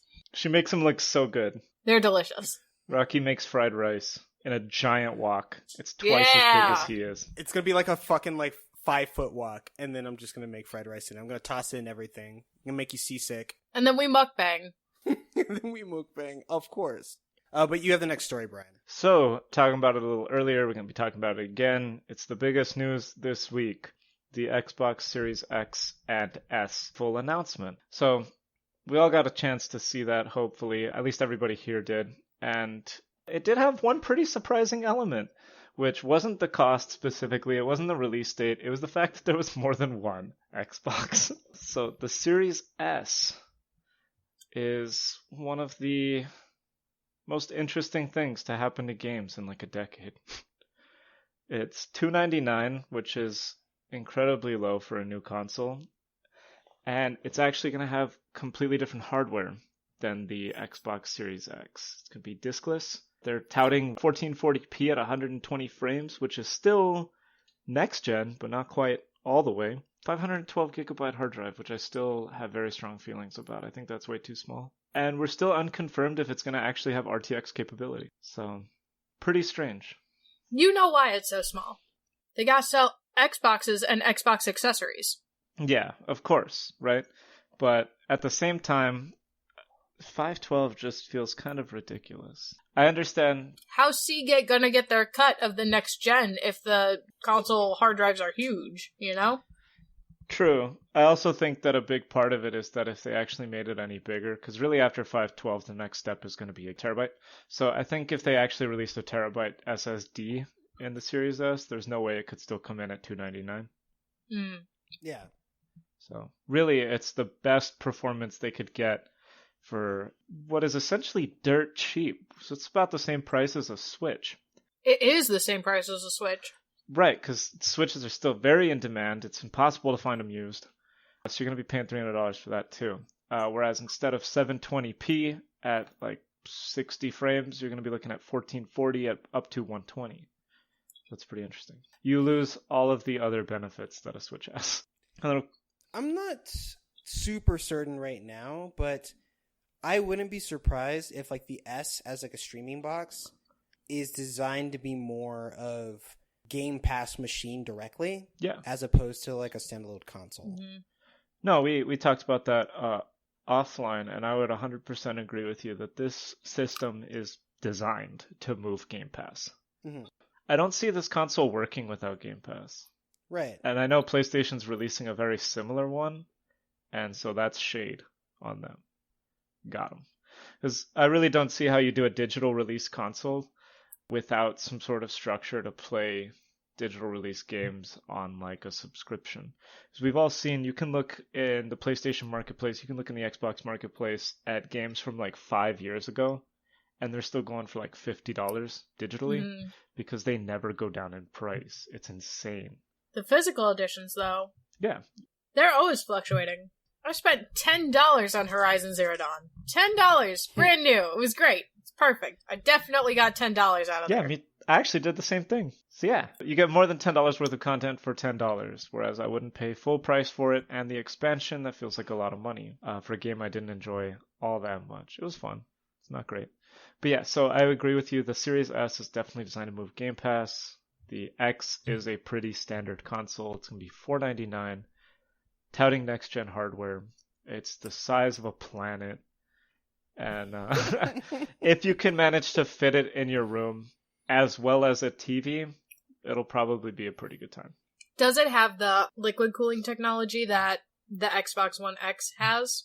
You know, I've looked into it. I haven't seen anything specifically on the liquid cooling. I have only seen like the pieced up pictures of the S, and that one is all air cooling. In fact, that giant, it looks like a speaker on the side of it is just a giant fan. Which would make sense for the like all digital aspect of it, you know? Yeah. Yeah, I'd keep that CPU cool. But if the Xbox Series X has liquid cooling in it, I'd like to imagine that the front part of it opens up and you can put like a soda in there. And have that chill out. Yeah, it's like a mini fridge, like an actual mini fridge, but for one soda. It doesn't run liquid cooling like your computer, it runs Freon. Right, exactly. Oh, no. Exactly, 100% accurate. We gotta call the truest repairman. Eat that, fucking Tesla, Elon Musk, fucking space car man, whatever the hell. So, because the S and the X were leaked, Xbox finally had to play their cards and stop this chicken shit war with Sony, where they're both trying to reveal nothing until the 0 hour. I'm fucking pissed. This is stupid. Sony, just tell me, how much, when? How much when? I don't even care. I don't need a whole presentation. You could just put up a fucking poster, just like Xbox did. I don't give a shit. Tell me. Sony will announce the price point and the release date 16 hours after it's already available. Yeah, right? Exactly. It's already sold out. They will not ship it either, so no one will actually have them. Right. Sony announced a PlayStation 5 showcase the day that this show is going up. Right. So maybe then. Will it say anything? Maybe they've announced the day the PlayStation 5 will be available for me to pre-order and the fucking price of the goddamn thing. I'm so upset. This is stupid. That's the dream. I long for the day when I did not play PlayStation games, and all I had to do was, man, I hope Nintendo announces a new console at E3 this year. That'd be nice. And like, that's it. Because Nintendo's always like, here it is. Ta-da! Alright, bye! And then you don't see anything for 5 years. So I don't want to unpack how bad I think... Oh, Nintendo's announcements are terrible. Yeah. But like, also... They're right there. So far, it's been better than fucking Sony's announcement, which has been to not announce it. Ultimately, it's because they were both playing chicken to decide who was going to have to drop their information first. Ironically, the one who ended up doing it first was Nvidia, and I still have more to talk about there. The reason I think that they are ultimately competing with consoles as opposed to AMD this generation comes down to the Xbox Series X pre-order date being the 22nd, which is right between the two launch dates of Nvidia's cards. The release date is November 10th. A few games have already changed their actual release dates to mirror the launch date, including Assassin's Creed Valhalla, and weirdly enough, coming out on Xbox for the first time in, I think, ever, Yakuza 7, Like a Dragon. Oh, shit. Has changed its release date to the 10th of November, coming out simultaneously on Xbox, PC. Wait, not PlayStation? It is announced for PlayStation, but since nobody knows when the PlayStation is coming out, they have not updated their information. PlayStation, you fucking bitch! You can't tell me that Yakuza 7 is gonna come out on Microsoft's platform before it comes out on yours! You can't tell me that! That's not how that works! That's your fucking game! What? I mean, it has been coming out on PC for the last couple of years in conjunction with the PlayStation, but I would agree with you there. That it's weird that we have a concrete date for Yakuza's debut on Xbox before we know when it's coming out on PlayStation. It's gotta come out. If it's not coming out on PlayStation first, it's coming out simultaneously. It's coming out on PlayStation, we just don't know when, because we don't know the announce date. It's gotta be... Oh god, I'm mad about it. The shoe that I'm waiting for to drop is going to be if and when Cyberpunk 2077 changes its date from the 19th of November to the 10th. Because I feel like 9 days is not enough time to actually work out the kinks in this game. I also think releasing a week and a half after a console launch date is dumb. So we'll see what happens there. I don't think they could meaningfully get any work done in those 9 days that would actually drastically change people's interpretation of the game, or like how buggy it is on launch, right? So it's going to be buggy either way. Whereas I think getting a day one release date might actually improve their sales by a realistic configurable amount. So we'll see what happens there. Otherwise, I think this game might never come out. It's never coming out. Nothing's ever coming out. Ugh! I walked into a physical GameStop the other day, which was alien and very off-putting. And there was a sign for the April release date of Cyberpunk. Ugh. Whoever's in charge of that marketing kit did not update to the latest marketing kit. I can tell you that right now. No, they did. They had both. A friend of mine works at that GameStop. He thought it was very funny, so he left it up. It says April 12th, I think. And then right next to it is the November 19th release date. It's funny to us because this game's never coming out. It's basically Duke Nukem Forever. It's the new Kingdom Hearts game. Rocky, Yeah. are you gonna get the new you're getting Kingdom Hearts Rhythm game? You're gonna play that on stream for me, right? Oh my god. Kingdom Hearts? If I figure out a new stream rig for like my Switch, then I'll do it. Okay. But, I want to see it. Well, they haven't announced that it's coming out on Switch. It's coming out on Switch, Oh, it is? but like my Switch isn't set to stream. Yeah, it's the 13th. I looked today when I was looking for Wingspan Good. on like the eShop. Good. I'm glad. Please stream it so that I can see it. I want to see it. I don't want to play it. I just want to see it. Especially since it's fucking canon now. Yeah, it's canon. They're all canon. You and I, man, They're we're all in the canon. same. They're We're all having the canon. same fight with different companies. I need you to explain to me Kingdom Hearts. Oh my god. Please do that as a video essay. Please. I could link you to fine. just better video essays. No, I want to make Rocky suffer the way he makes me suffer. I didn't make you suffer. Whatever. You know what? It's fine. Whatever. Tegan, you're the next story. I do have the next story. Ubisoft. Ubisoft did their E3 presentation! It's called Ubisoft Forward 2020. Because all we can do at this point is move forward. We're not looking back. We're not doing it anymore. I hate it. I hate 2020 mode. We're looking forward. So, the first thing that happened was they changed the name of Gods and Monsters. Boo. And now it's called Immortals Phoenix Rising. I've never been more upset. And it's coming out December 3rd. I'm excited. I was like, oh, look, you get Icarus wings. That's neat. Like, when I was watching the trailer for it, it still looks good. I recognize the art style immediately. I'm like, oh yeah, Gods and Monsters. And then it's like, you changed the name? Okay, I guess. Also, Hermes looks great. Mwah, I love it. I don't like its UI. And I know they didn't lean on it in the trailer, Mm-hmm. but, like, it has, like, the busiest, like, HUD I've seen since, like, Xenoblade, I think. Like, I fucked around with Excel and it's been easier to understand.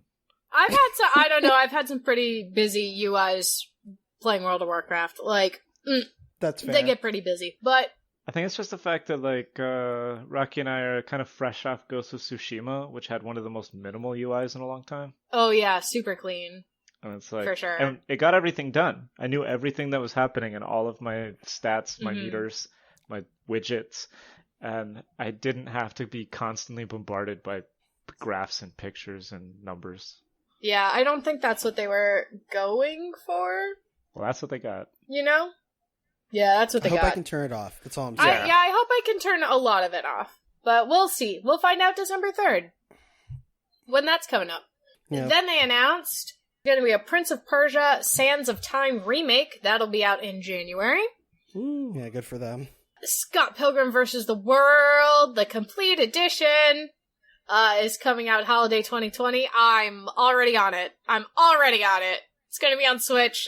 Mwah. I haven't played that game since college. Oh, I haven't played it since college, but it was so much fun. I'm excited to play. It's a good game. I'm excited to play it again. I thought it was really funny that, like, Brian Lee O'Malley didn't really know about it. Apparently, like, he did an interview with, like, Kotaku afterward. Because, like, one, he doesn't make any money off of, like, Scott Pilgrim vs. the World, like, the game. Mm-hmm. Like, apparently. So, like, he's not really privy to those negotiations. And he's been, like, campaigning to, like, get it, like, re-released or at least try to get a physical release out of it. And from the interview, he said that there was, like, some falling out with, like, Universal Studios. And so they weren't communicating anymore. And, like, Ubisoft, like, replies to, like, his DMs with, like, cheeky emojis. Like, thinking that he knew that, like, Ubisoft was already working on it, and he had no idea. That's amazing. That's so great. I love that marketing intern was like, hey. Or the Twitter intern is like, hey. I love video games. I love video games. So I never got a chance to play the original Scott Pilgrim, so I'm looking Lame. forward to it. Well, I mean, Lame, it was it's gonna be available. It was available for like 2 weeks, and then it was removed from the fucking collective memory. So then you had to like hack into the CIA mainframe just to see a screenshot. You're right. It was good. Well, it's like Scott Pilgrim versus the World like came out as a movie, and everyone was like, "Oh yeah, this is a great movie," and then nothing happened. Well, I love beat 'em ups. I also love games that nobody gets to play anymore because they're on weird defunct hardware. Mm. Shoutouts, Marvel vs. Capcom 2, Marvel vs. Capcom 3, Street Fighter 3, everything Capcom's ever made, all unplayable unless you have like hacked 360s now. Right. Oh my god, imagine if the Street Fighter like 3 online edition ends up on Game Pass. Dude. Bro, it had the worst fucking... I mean, it's fine, I guess. I'd play it. It's nowhere near as good as the 360 launch. That one just had proper netcode. Right. I would play it on Game Pass.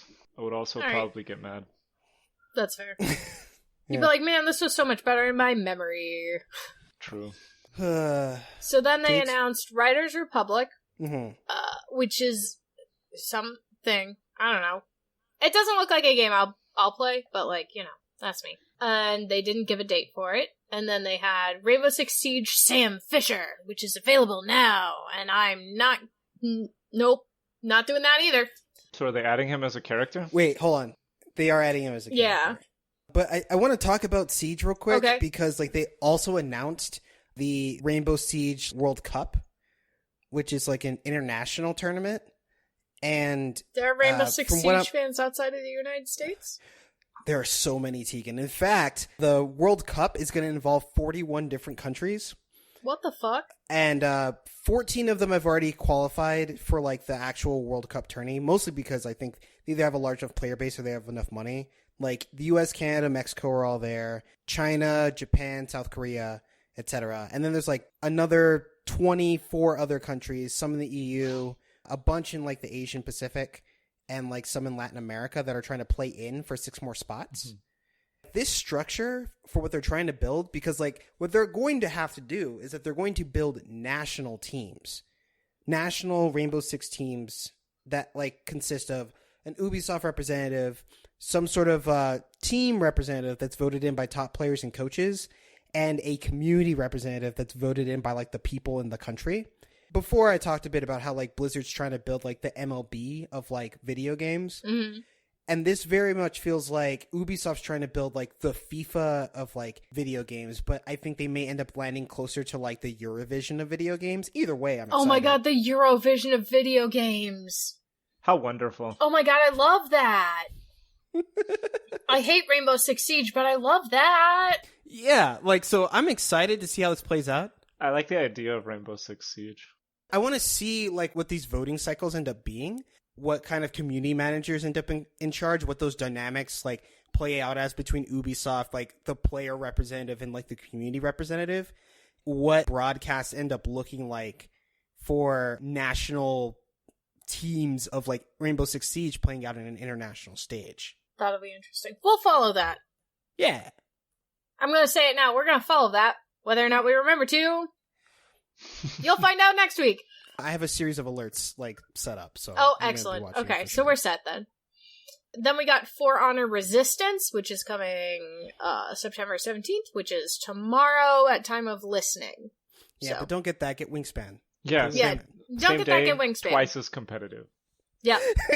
Play against us. Play against us. I've played For Honor. It was a while back. I won a lot of matches because it was so easy.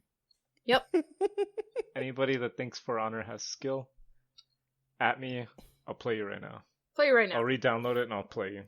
Yep. We'll get to plug them at the end of the show, but go ahead, Tegan. Then we got Just Dance 11 coming out November 12th. The only game coming out for the Wii. Going on November 12th. Coming out for the Wii. It's coming out for the Wii and the Wii U.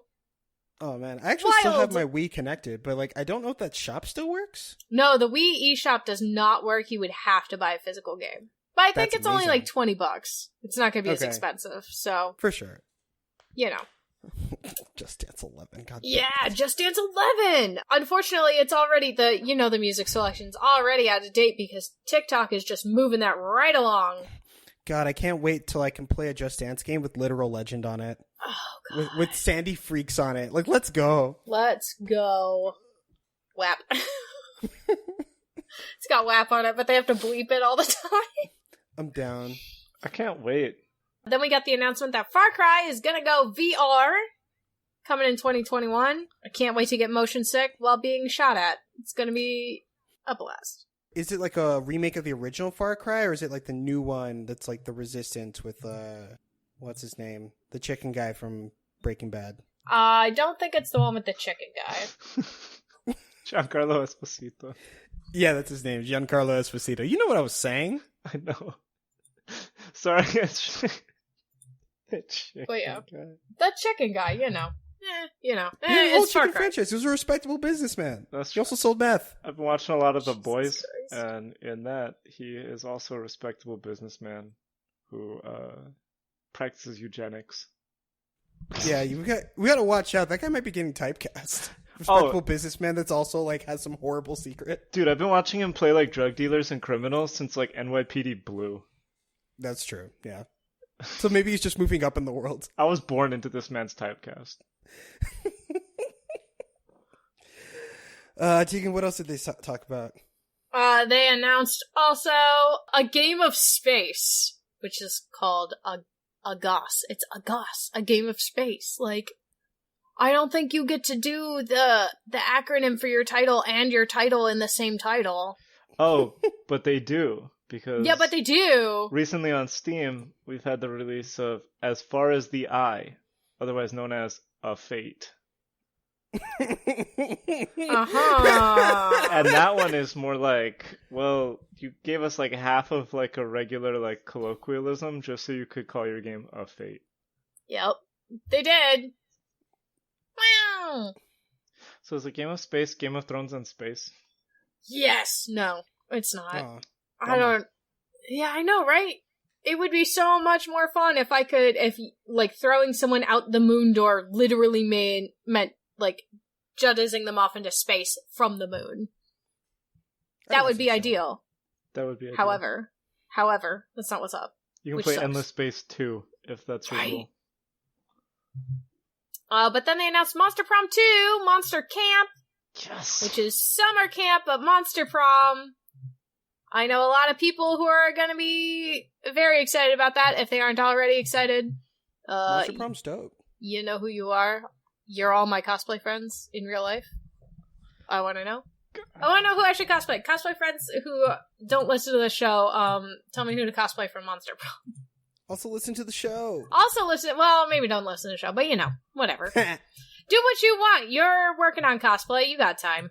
And then we got Ghost Recon Breakpoint, Red Patriot, which is coming out September 15th, so it's already out.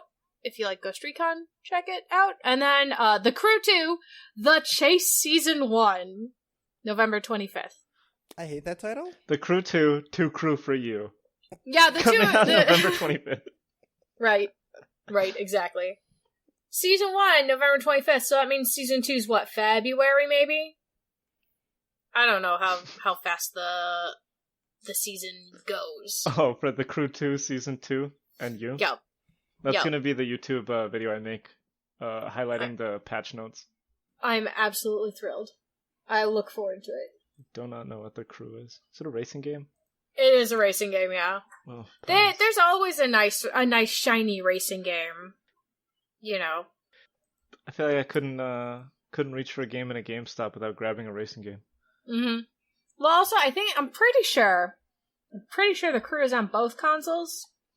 I'm 98% sure The Crew is on both consoles, which is going to be really exciting for fans on PlayStation who like racing games and don't get to play Forza Horizons.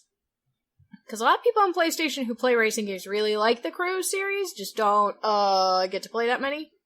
Oh, and what's it called? That other crossplay? one. Did they announce that? They didn't say. Bummer. Which is understandable because PlayStation and Xbox don't like to play together. They can't play in the same sandbox. Crossplay is the future. Nvidia made Xbox show PlayStation all of its Pokemon cards, and now they're mad. God. But yeah, anyway, those were the games that were mostly featured in Ubisoft's Forward. I didn't cover the pre-show game or whatever because I don't give a shit. That thing was long. Give me a break. I'll do better next time. I won't. That's a lie. Rocky, tell us your what turn. GameStop's doing. Tell us the horrifying future. Tell me what GameStop's doing, and then I'm gonna tell you what Nintendo has to do. Okay, so GameStop had their earnings call this past week. They talked about a bunch of things. Sherman, their CEO, is extremely hopeful for the future of GameStop. He shouldn't be. Yeah, they recently stated that they're losing less money than they were last year, but they also closed more stores than they did last year. And some in entire countries, mostly like in Eastern Europe. But, they decided, we're just not going to have stores in Denmark anymore, period. And that has turned out to lose them significantly less money. But Sherman's hopeful because we're at the beginning of a new console generation, which means that there is a new windfall that's coming in to GameStop because they get to sell consoles again. To wit, they have announced that they're going to launch multiple alternative payment models to help people purchase new consoles. So in addition to just walking in and paying for the console, straight cash, debit, or, with a credit card, you can also put a console on layaway. You could also pay for consoles in installments. And of course, you have the option to do a rent to own. Now, Microsoft is already offering a rent to own program for both the Xbox Series X and the Xbox Series S. I know it sounds like I said the same thing. I definitely said two different things. Please keep up. Where the X will give you a 2-year rent-to-own plan at $34.99, where you'll get the console, a subscription to their online service, and a subscription to Game Pass. And if you want to do it with the S instead, it's still 2 years, I think, but instead it's only $24.99, I think. I'd have to check those numbers real quick. But the idea is that Microsoft is already offering installment plans, and GameStop is offering them too for the same consoles. They're just not as competitive. They cost a little bit more, and I think they have a bit short of a duration, but you have more options. Notably, they are offering it for the PS5 as well. Sony has yet to comment. And I wanted to bring this up because one of the things that I am concerned about is that in the future of the platform wars, in addition to the decision by console makers to go diskless with certain consoles, is going to significantly cut into GameStop's business model. Because while they do sell hardware and accessories and collectibles, which are still currently their top 3 money makers at the moment, the reason GameStop has survived for so long, their bread and butter, has been reselling used games. But if they are assisting in the proliferation of diskless consoles, that may cut into their work in the long term. I will live and die by consoles that use discs. I will never go diskless. I don't care if they make that shit $5. I will never do it. It's an abomination. And even though I hate corporations and everything that they stand for, I'm with GameStop on this one. I will always go disc because I love the fact that I can trade one in. They don't offer competitive rates half the time, but it's still money I can get back towards a new game. I don't know. I don't like the fact that we're going full digital. I know it's the future I want, where everything is this cyberpunk dystopian nightmare, but I also really like physical media. I like physical collector's editions too, which will probably be increasingly difficult to market as we go more digital. Give me physical collector's editions. I want an art book. I want a soundtrack. I want to own the media and not have it be able to vanish as soon as, the eShop shuts down or whatever. Right. Yeah. I want a dumb statue. I want more pins that I can put on my jacket. I want everything. I want a stupid Skyrim poster that I'm still going to be staring at 20 years later. I want a keychain that I can put on my car keys or my house key. I want Yakuza whiskey glasses. I want Yakuza shot glasses. They did whiskey glasses for 6. And then 6 also did business cards. It did like a business card case. I miss meaningful collector's editions. Me too. I still have this... Nope, go ahead. Oh, I was going to say, I miss when statues used to be made out of sturdy materials. Yep. I still have the Darth Malgus statue from the SWTOR Collector's Edition in 2009, and that thing's fucking heavy. If I picked that up, I could kill a man with it. I have a lot of very nice statues. My nicer statues are generally from Japan. Like, even the cheap statues from Japan are better than a lot of the regular statues you get in, fancy collector's editions, Amen. That sucks. It does. And we may be moving away from collector's editions altogether. And we may be going towards, digital deluxe with a digital art book, digital soundtrack. No, I don't think so. I think specifically there still will be a demand. I think it'll, not be as large because it'll be less mainstream and more, aimed toward collectors. But hopefully, third parties that are servicing the collector's market, people like Limited Run Games and Fangamer, just end up getting a bigger share because they're not necessarily being supported by the initial publisher. Instead, like, it's just like third parties making like essentially like fan art that like goes into a collector's edition. Like maybe they become officially licensed rather than like run out of Sony properly. But I don't know, like the whole thing with like Sherman, you know, basically being like brave in the face of like the current state of the company really mirrors a lot of the things that happened with like Blockbuster. Ooh. When they were like talking about how Netflix is not that big of a deal. Mail-in movies, like, or this new streaming thing, it'll never take off, you know? And it's like, it's kind of worrying because I really like GameStop and I think it serves a very meaningful place in like the gaming ecosystem. And like without it, I hate GameStop, but I love what it is. Right. Yeah, like I think it's like, you know, run badly and I think they make dumb decisions, but like what it is important. And like while that definitely enables them to make terrible decisions, it's also like necessary as gaming in its current like state. Mm-hmm. Also, I mean, at one point or another, GameStop has employed almost every single one of my friends. So that's something. Yeah. Rocky knows all of the friends I'm talking about. Some still work at GameStop, some don't anymore. But for what it is, it gives people with like a shared interest a chance to actually do something with it, and that's neat. Yeah. I'm hoping what ends up happening is collector's editions just continue to be pumped out at the same pace. And it's just like, yeah, when you buy your $100 collector's edition of fucking Call of Duty with a built-in Glock 17, you get some boots that are actually on the ground. Yeah, you get real boots from the ground blown off of somebody's feet. Oh my god!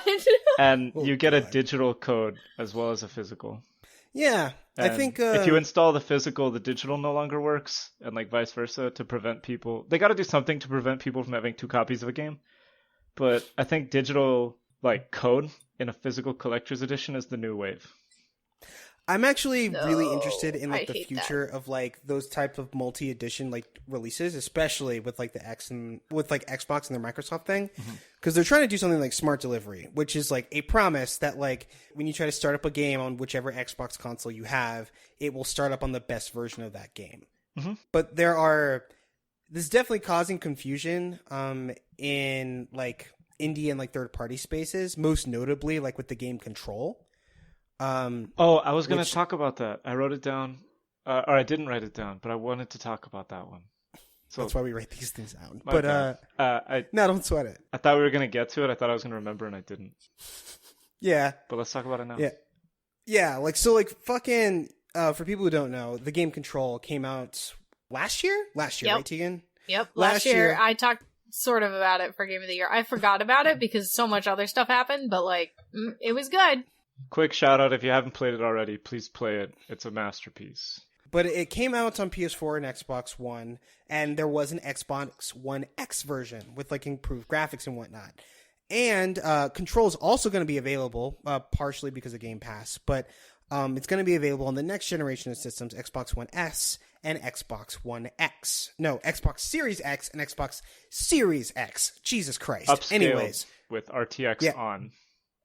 Right. However, the thing is that from the way that smart delivery is currently explained is that if you bought an Xbox Series X version or Xbox One X version, it will not work on the Series S version, but it will work on the Series X version. And if you buy the Series X version, it will work on the Series S, but it will not work on the One X. And if that sounds confusing, that's because it is. And there are bits of that also like work similarly with like the PS4 and like its interactions with like the PS5 specifically, both disc and discless. And that's going to get more confusing as time goes by, which is ironic because the whole plan was to make things simpler. So I want to talk about Control specifically because I thought we were getting to this piece of news, but instead I'm going to have to bring it up. So it's completely related. People were wondering why they had to buy a new version of Control for it to be accessible on the new systems.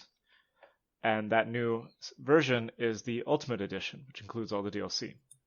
And that's the one that's going to be able to be played on the Series X upscaled, right? So if you bought it now, you'll get it then. And people are wondering why regular Control releases didn't have that feature, why they had to buy the game a second time. And so, which company is it that makes Control? They were saying, essentially, that it wasn't possible. It just couldn't be done. It was Remedy Entertainment, but 505 Games, the publisher, was the one who was saying it can't be done. It's impossible to actually do it. We need to release a new version. Until, out of nowhere, with no announcement, several hundred people across the world, several thousand rather, who had the deluxe edition of Control, magically got an upgrade overnight to the Ultimate Edition for about 6 hours until it was removed. And 505 Games has yet to release a statement about why something they said couldn't be done was done accidentally. Wow! Fucking stupid. Mm-hmm. So that's fucking dumb. God, I hate people. Just like every time 505 Games does anything, it's a shit show that spits in the face of their fan base. Remedy Games, the creator of Control, is a wonderful studio that makes good games. 505 Games, the publisher, is a monster. And so I don't want anybody to not buy Control or to hate on it because of 505's mistake. You're just hurting a developer who's trying very hard. Right. They're doing their best. They really are. And they have been. They really cannot control this. They cannot. But this is important information to know about how upgrades to video games are released and how ultimately any version of Control that you purchased, up to and including the deluxe edition of the original game, should be forwards compatible onto next-gen systems, but is inherently being stopped so that they can sell a new version of the game that costs, I believe, $39.99. Whereas the base game and the season pass is actually less money, especially if you catch it in a Steam sale. So do with that information what you will, but just know that 505 Games blatantly lied to its fan base and now is refusing to put out a statement.